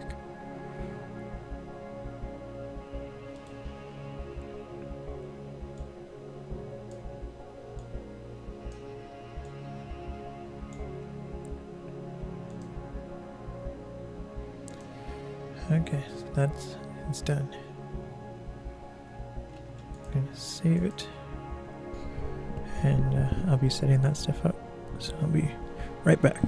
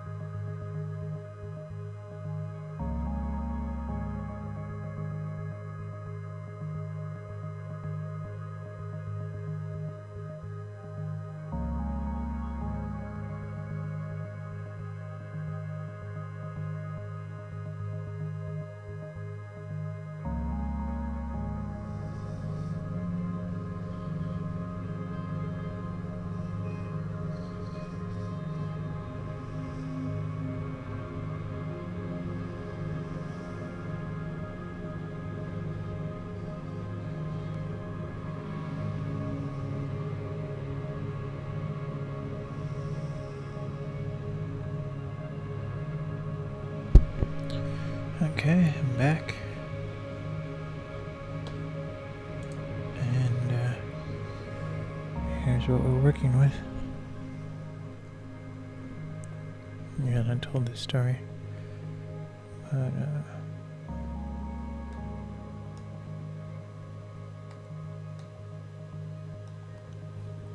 so this photograph, it's taken in Mexico. It's in this place called Zappa. So, well, the region is called Chiapas, but these pyramid structures are from an archaeological site called Zappa. And so they're like these short pyramids and everything. So there's like 6 or 7 of them in this area. This is one of the photographs. So we're going to get into editing this. I already edited a section or two.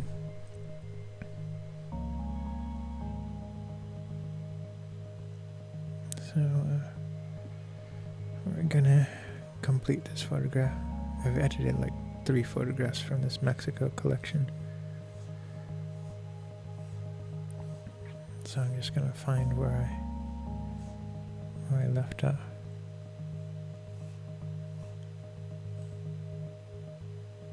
I didn't get terribly far.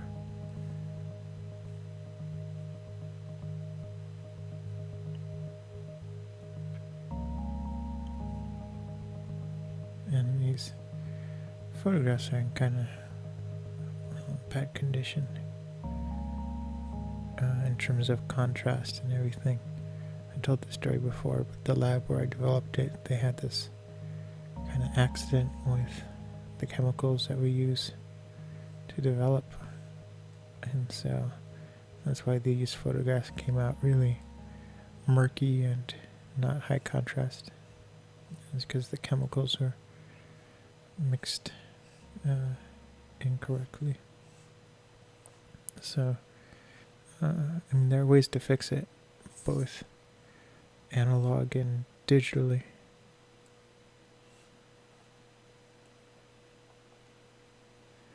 But we're just gonna ignore that section. So I'm pretty sure I already fixed it. So this is the way I was able to increase the contrast and everything through Lightroom, but I'm gonna have to increase it more for this section to get the kind of murkiness. It's kind of like a milky contrast. The problem is that this part is high contrast over here, and so I have to balance that with this really low contrast over there. That's kind of the challenging part.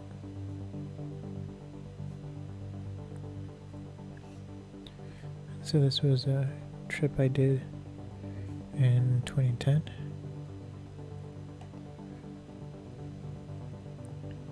And it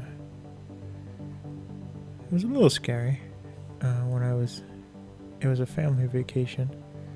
We were staying at a finca in Chiapas.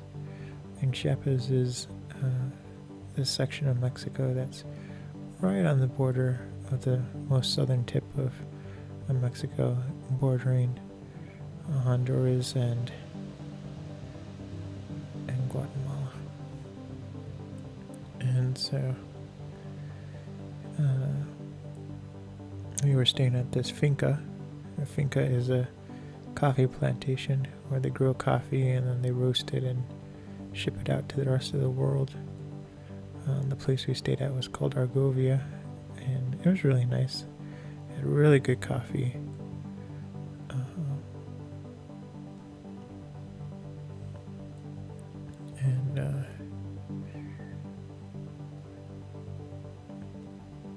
trying to think. Anyway, so that wasn't the scary part.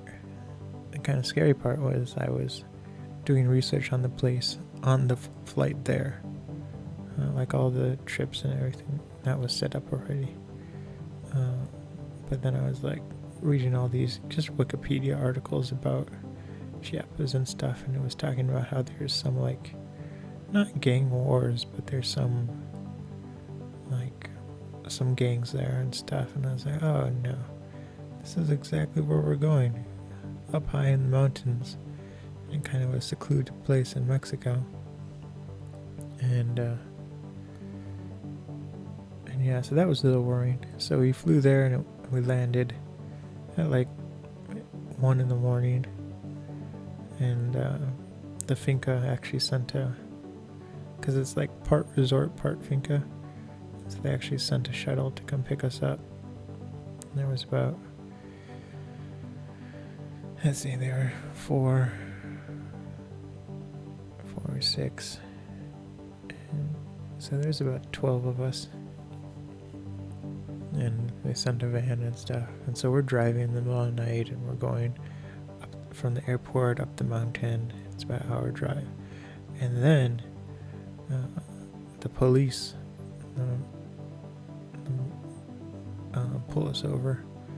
It's like, oh no, but it's not like the regular police, but it's like an armed policeman. So the two policemen get out of their truck and they pull the guy over, and like the driver's getting worried. Like, oh no. And they have like their assault rifles and everything, and so they thought we were like, I guess like a gang van or something. And so then they looked and they're like, oh, it's just tourists traveling at, an ungodly hour. It was like 2 in the morning by the time they pulled us over. And so that was kind of welcome to Chiapas. But the whole rest of the trip was fine. There was no incident. And leaving Chiapas, it was, fine. That was kind of like the only experience.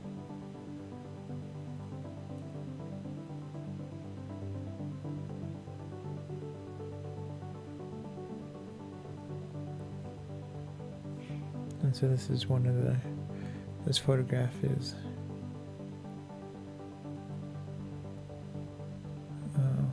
one of the photos from that trip. Earlier in the past stream, I showed editing all the photographs, just getting the curves, which affects the kind of the tone of the image, to the light and the darks. And it's a way you can selectively edit the contrast. So instead of doing like a flat adjustment where you increase the contrast, you can just increase the contrast for the things that are dark, or you can increase the contrast for things that are light, or you can do a combination of both, including the mid-range. So that's what you do with editing the curves. And it's a way to get higher dynamic range from your photographs. It's called tone mapping, and it's a way you can get the HDR look without actually doing the HDR photography. And what HDR photography is you take like 6 to 12 photos of the exact same thing on a tripod, but what you do is you change the exposure for each photo. So for each photo you go slightly higher. You go from underexposed to overexposed. And then you load all 12 photos into Photoshop, and they have this nice feature. And so then it automatically takes, for the underexposed, things like the sky and the clouds have more definition. So then it copies underexposed stuff that have more definition. And then when you go to the higher exposed, the things that are really dark have more definition. So it copies that, and it combines everything that has the most detail and creates it into one image with this range of colors and detail that is like nowhere close to what the human eye can see. But it like compresses it into a format that we can see. And so it's like they talk about these cinema cameras, they get 12 stops of exposure, and this is a way to get like 24 stops of exposure.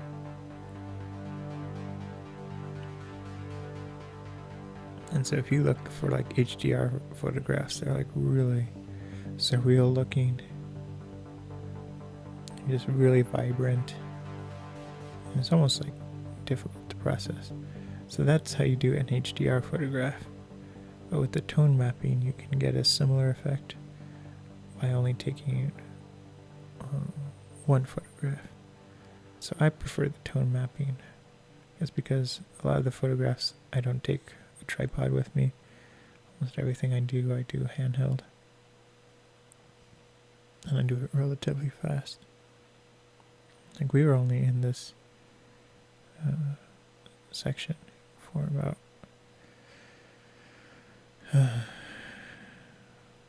maybe an hour.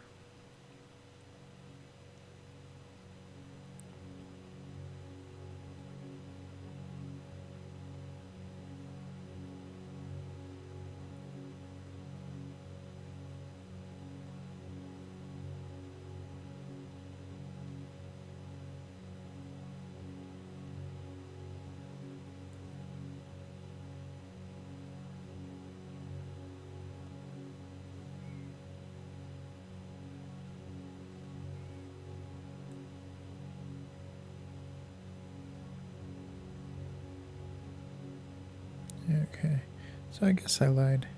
I guess Photoshop is starting to lag a little bit. So as soon as I get done with this row, I will relaunch it.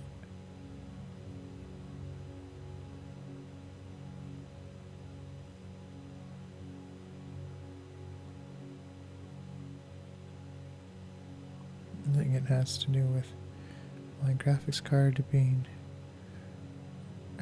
kind of out of date. So I have to save up and get a new one. There's one that I'm eyeballing.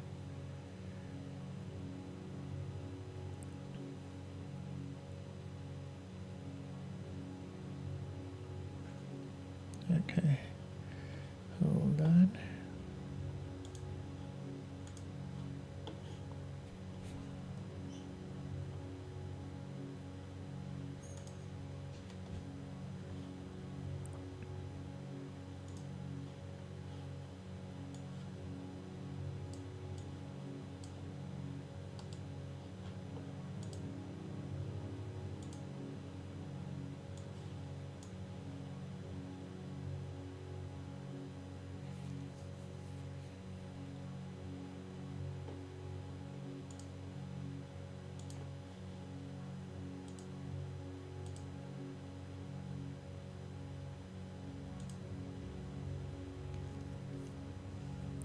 And so we were about halfway down with this image.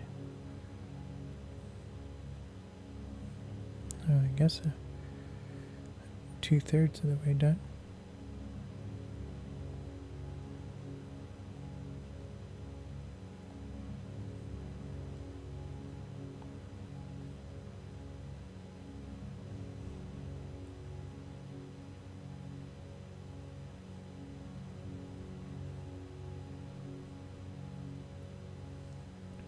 Then I have to do some work offline, so I'll probably edit this photograph and then do one more, and then that will be the end of the stream.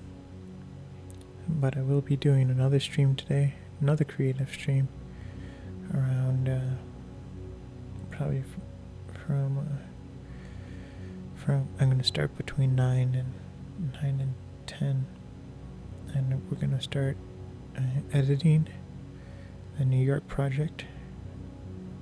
Before 9 and 10 I have to finish sorting the footage and get them into kind of the rough episodes I want to do. And then then we start the editing process. I'm also going to test out to see the VR kind of distortion. And fingers crossed, hopefully my solution works, because that would cut down on rendering time and everything.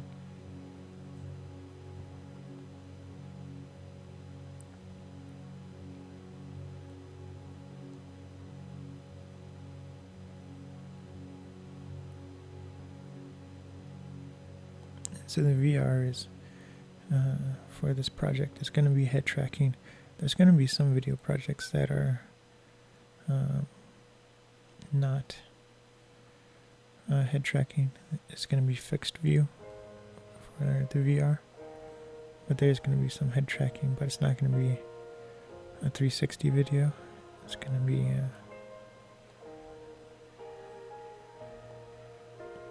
what's the word? 180 degree. So pretty much just what's in front of you and to the left and to the right.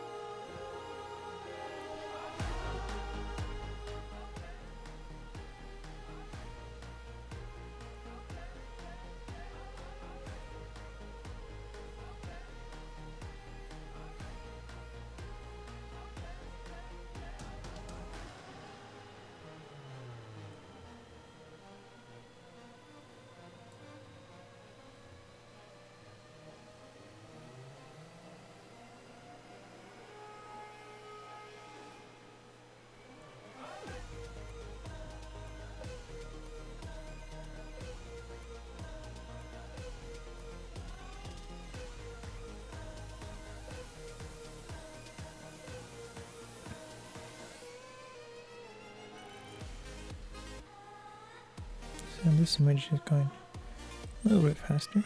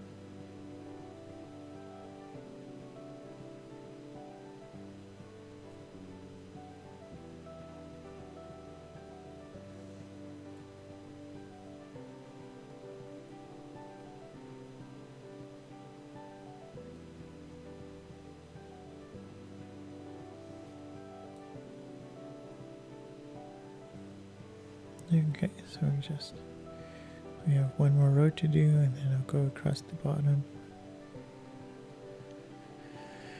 And we'll be done with this photograph. And then we have one more I'll do, and then that will be the stream. End of the stream.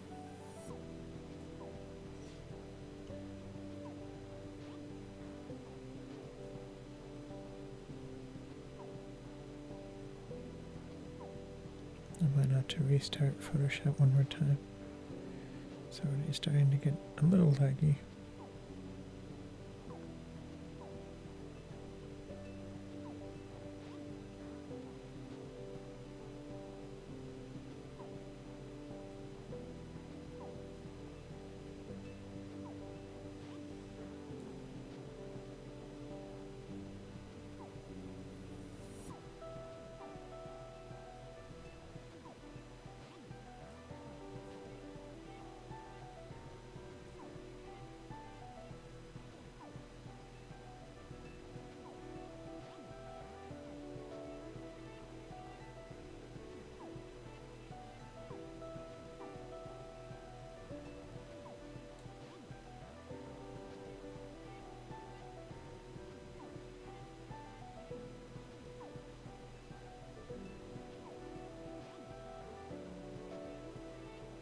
I'm hoping I can make it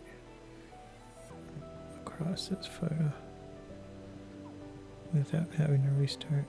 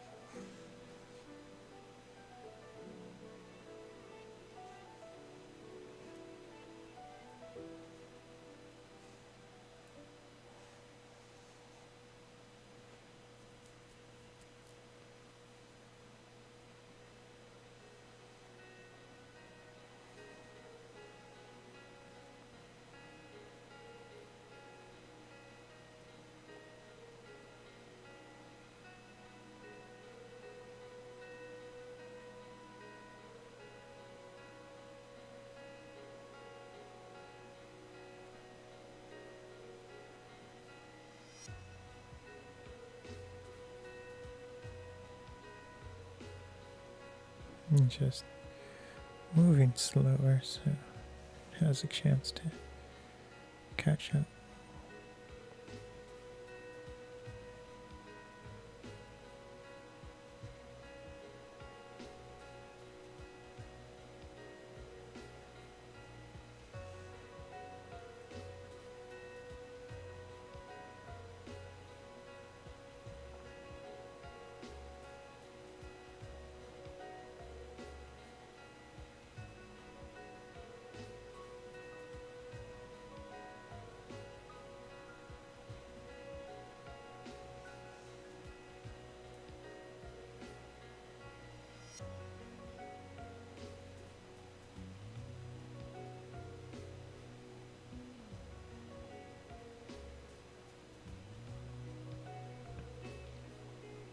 I have to go and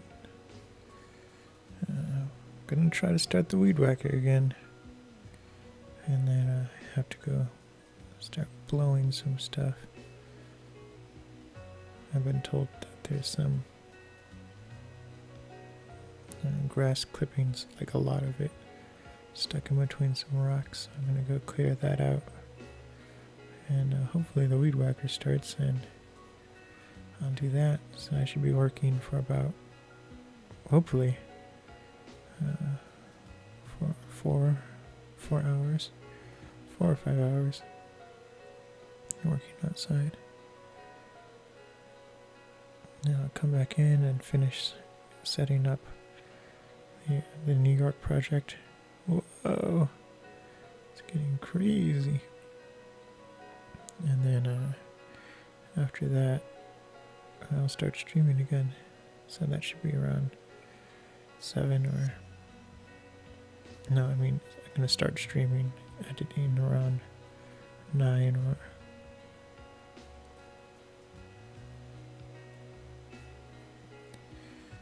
9 or 10 p.m. today.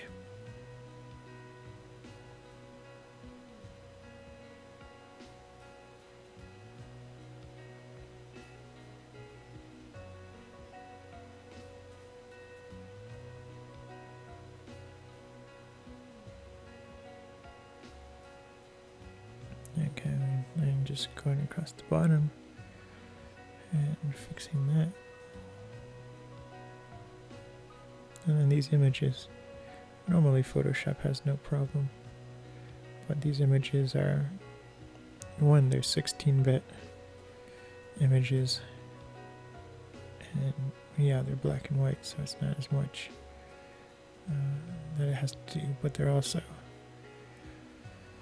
16-bit uncompressed TIFF photos, and then they're also around 70 megapixels.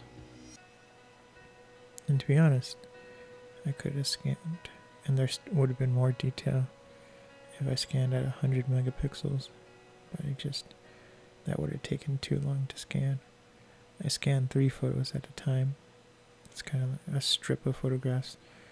If you've ever developed a 35mm film, like at the market or something, you go and they develop it, and then like a 35mm film it's in the canister, but it's one long strip of film.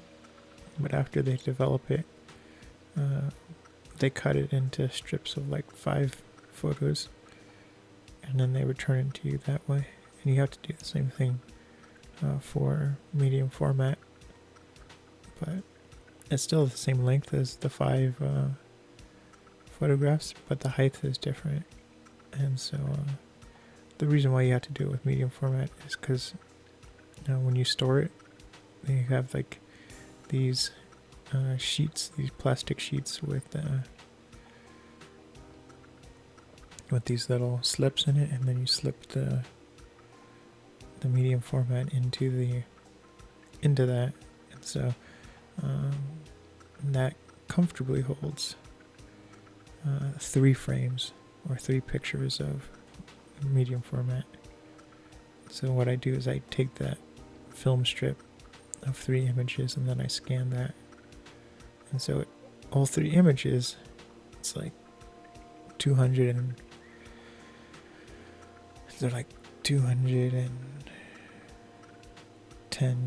megapixels, and then once it's all cropped, there's about 70 megapixels per frame. It's a little over 210 megapixels. And so the reason why I can't scan, around 300 megapixels is the scanner just doesn't support that data throughput. But if I scanned each image at a time on the frame, then it could. But I chose not to do that because that would take forever. And so the 210 megapixel scan of the images, it's about a gigabyte per scan. So that's huge. And then and so to do that for each photograph would be just taking too much time, too much space. And the other thing is it takes time to do the 210 megapixel scan of the film strip. It takes an uncomfortable amount of time. It's not enough time that you can, go work on something else. It's like 4 minutes to scan. So the second you get comfortable on doing something else, you have to reload the scanner. And so last year I decided to scan all of my medium format film, and it took maybe a month, and I would spend like 2 hours a day for the month just scanning.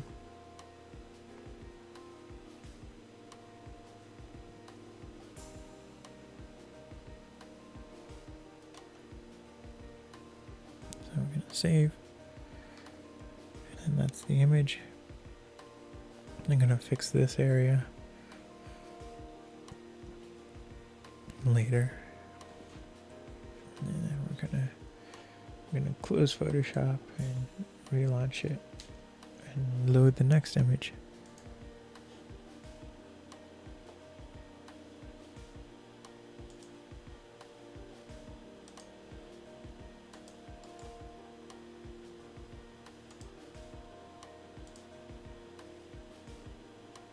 And you can see more photographs on the links for Flotations and the Flotation store. So those links are in the chat.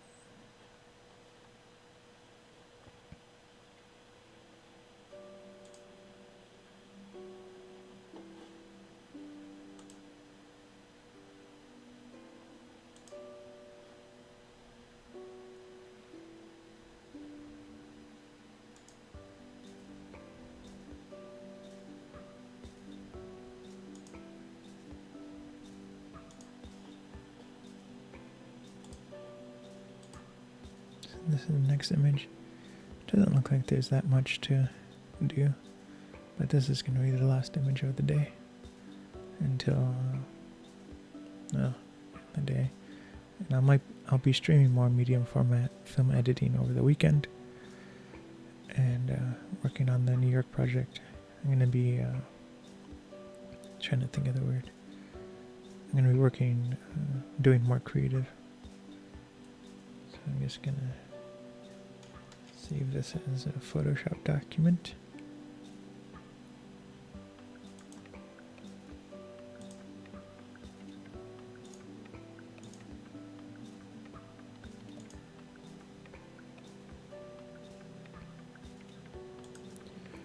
Okay, we're gonna get into it.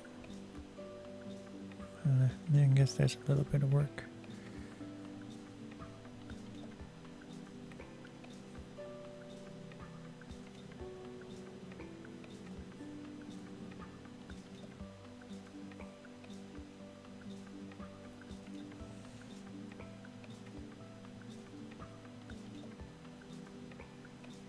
One of the hardest things about this is just remember to relaxing your hand working with the digital stylus.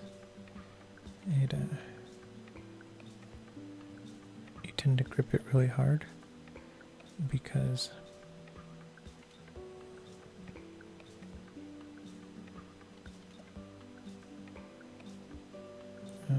working on the touch surface or the stylus pad, it's like trying to draw on glass. It's really slippery, so that kind of your response is to like grip the pen really hard. You just have to like focus on like not stressing my hand. And just do kind of more precision, and you get better at it.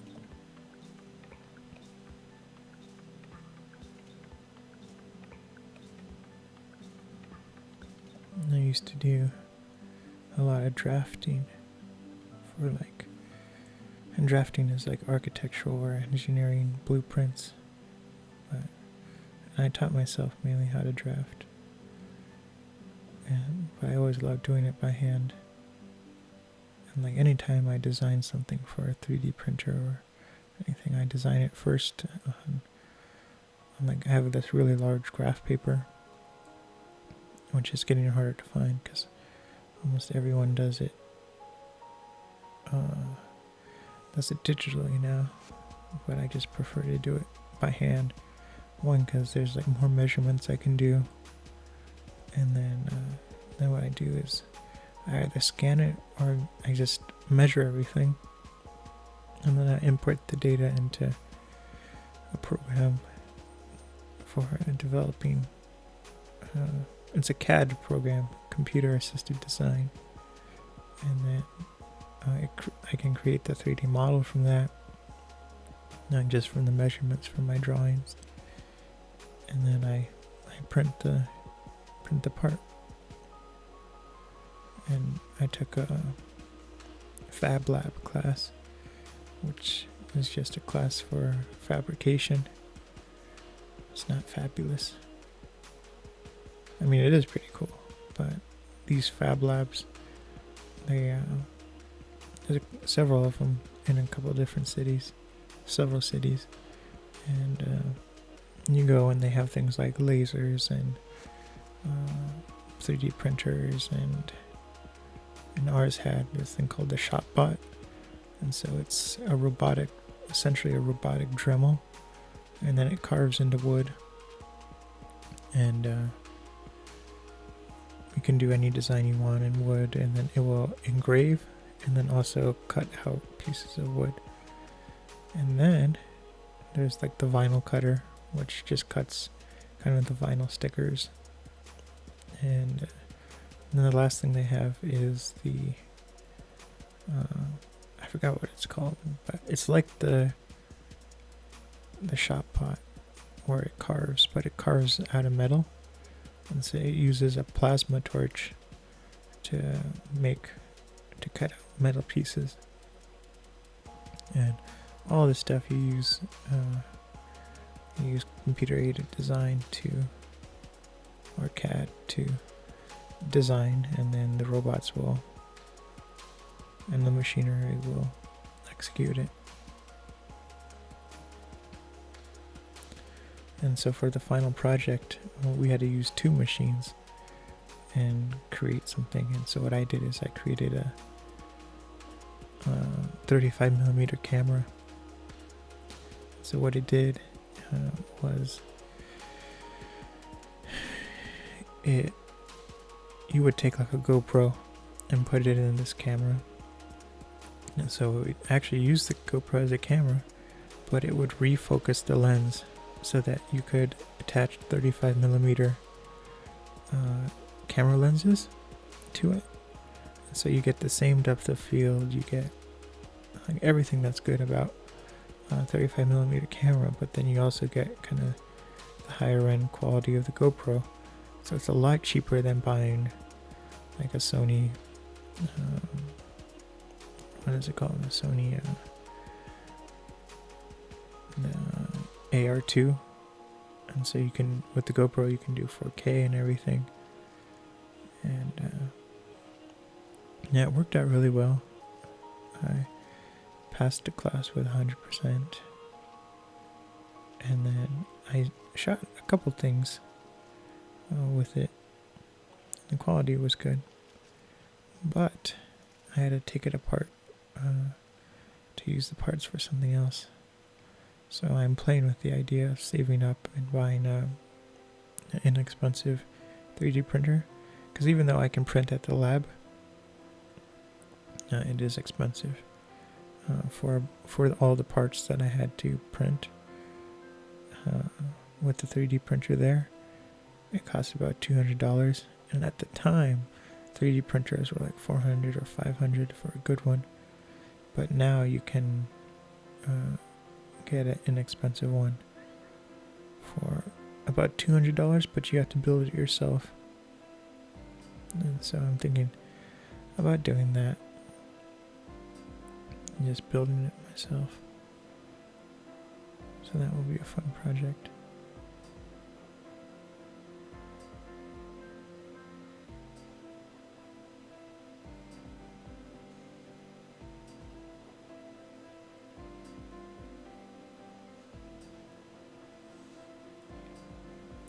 And then I'll be able to print new versions of the camera. My main goal is to use the Yai, which is a knockoff camera that I really enjoy. It does 4K, and I want to make a lens adapter for that one. Then I can shoot 4K with 35mm lenses.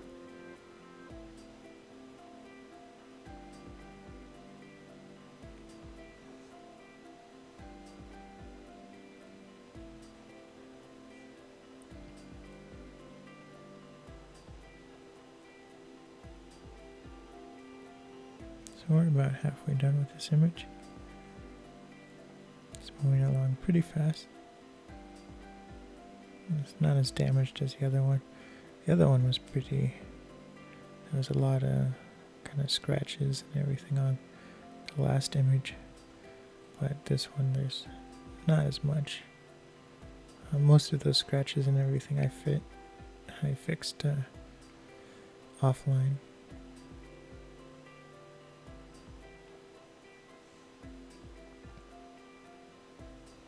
And again, this photograph is in Chiapas, Mexico. It's up in the mountains. So I was up on a platform and just kind of looking at the mountains back here while the sun was setting. And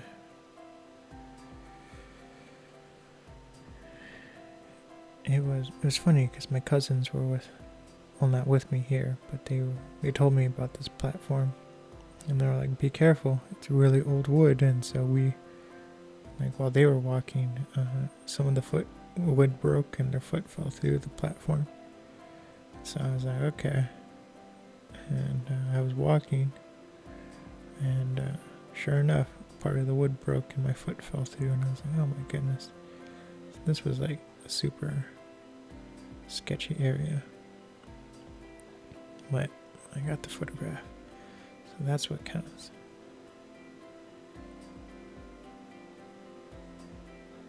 And then after I took the photograph, I took off like a bullet. I mean, carefully, because if you like ran across the platform, you'd fall through. It was like this really old wooden platform.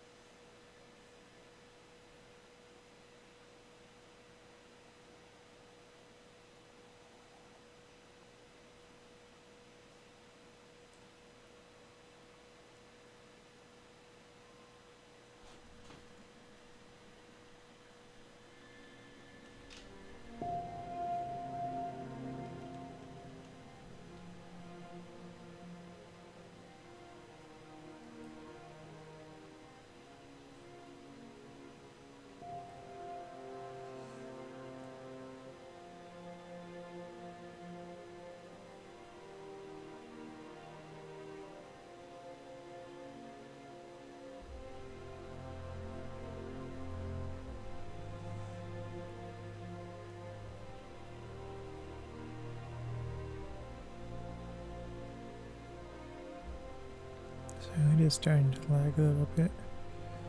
I'm just going to slow down so it has a chance to catch up.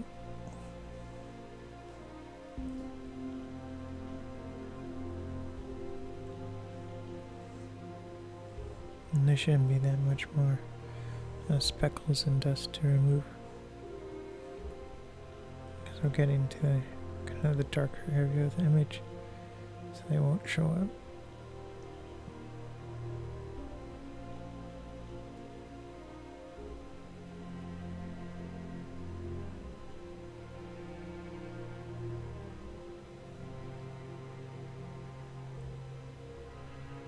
So, the story with the weed whacker, I kind of learned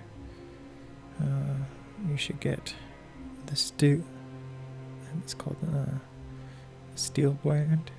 It's STHL.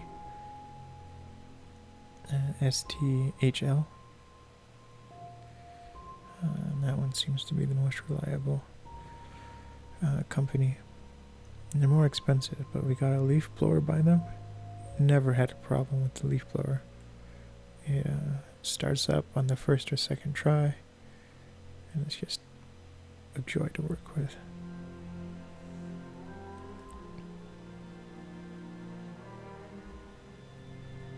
And then yeah, I wouldn't recommend 4-stroke weed whacker. It's just there's too many problems in it and dies too often. The irony is, it's like the 4-stroke's supposed to be fancier, but the 2-stroke was more reliable, but still doesn't work well. And the 2-stroke we have is kind of generic weed whacker. It was like $130.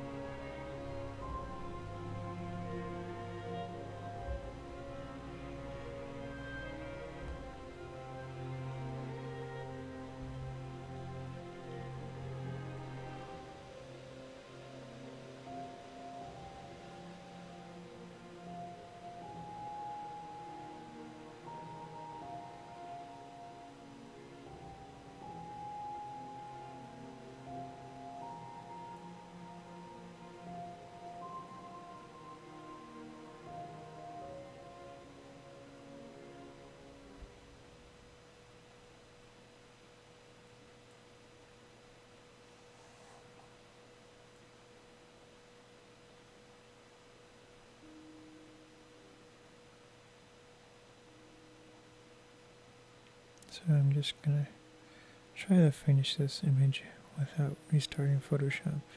It is starting to, like that. I pressed it twice and it thought I drag clicked like again there. So it is getting a little more finicky.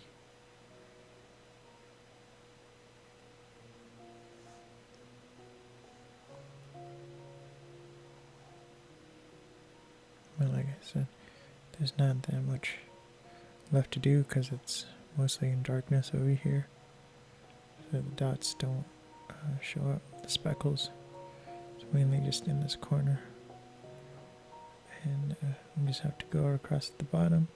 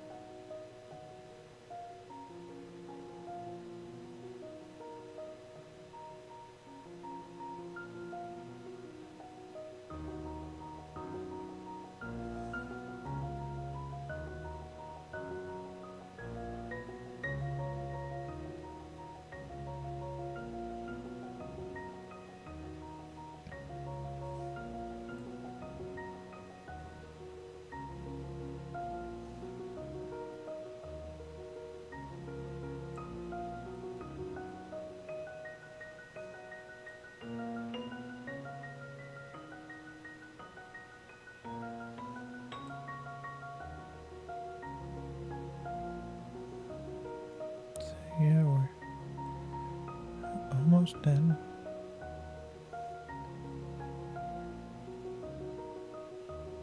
So I'm going to do a creative stream later today. We're going to be video editing. And that's going to start sometime between 9 and 10. Well, sometime between 8 and 10 tonight. And then we're going to go pretty late editing. Yeah, and then I'm gonna do a couple of creative streams whenever I have time on both Saturday and Sunday, and maybe Monday. And then Mass Effect Let's Play is gonna happen next Tuesday, and then creative streams are for sure Wednesdays and Fridays. And then video games are Tuesdays and Thursdays. So thanks for coming out. I'll see you later today. Bye-bye.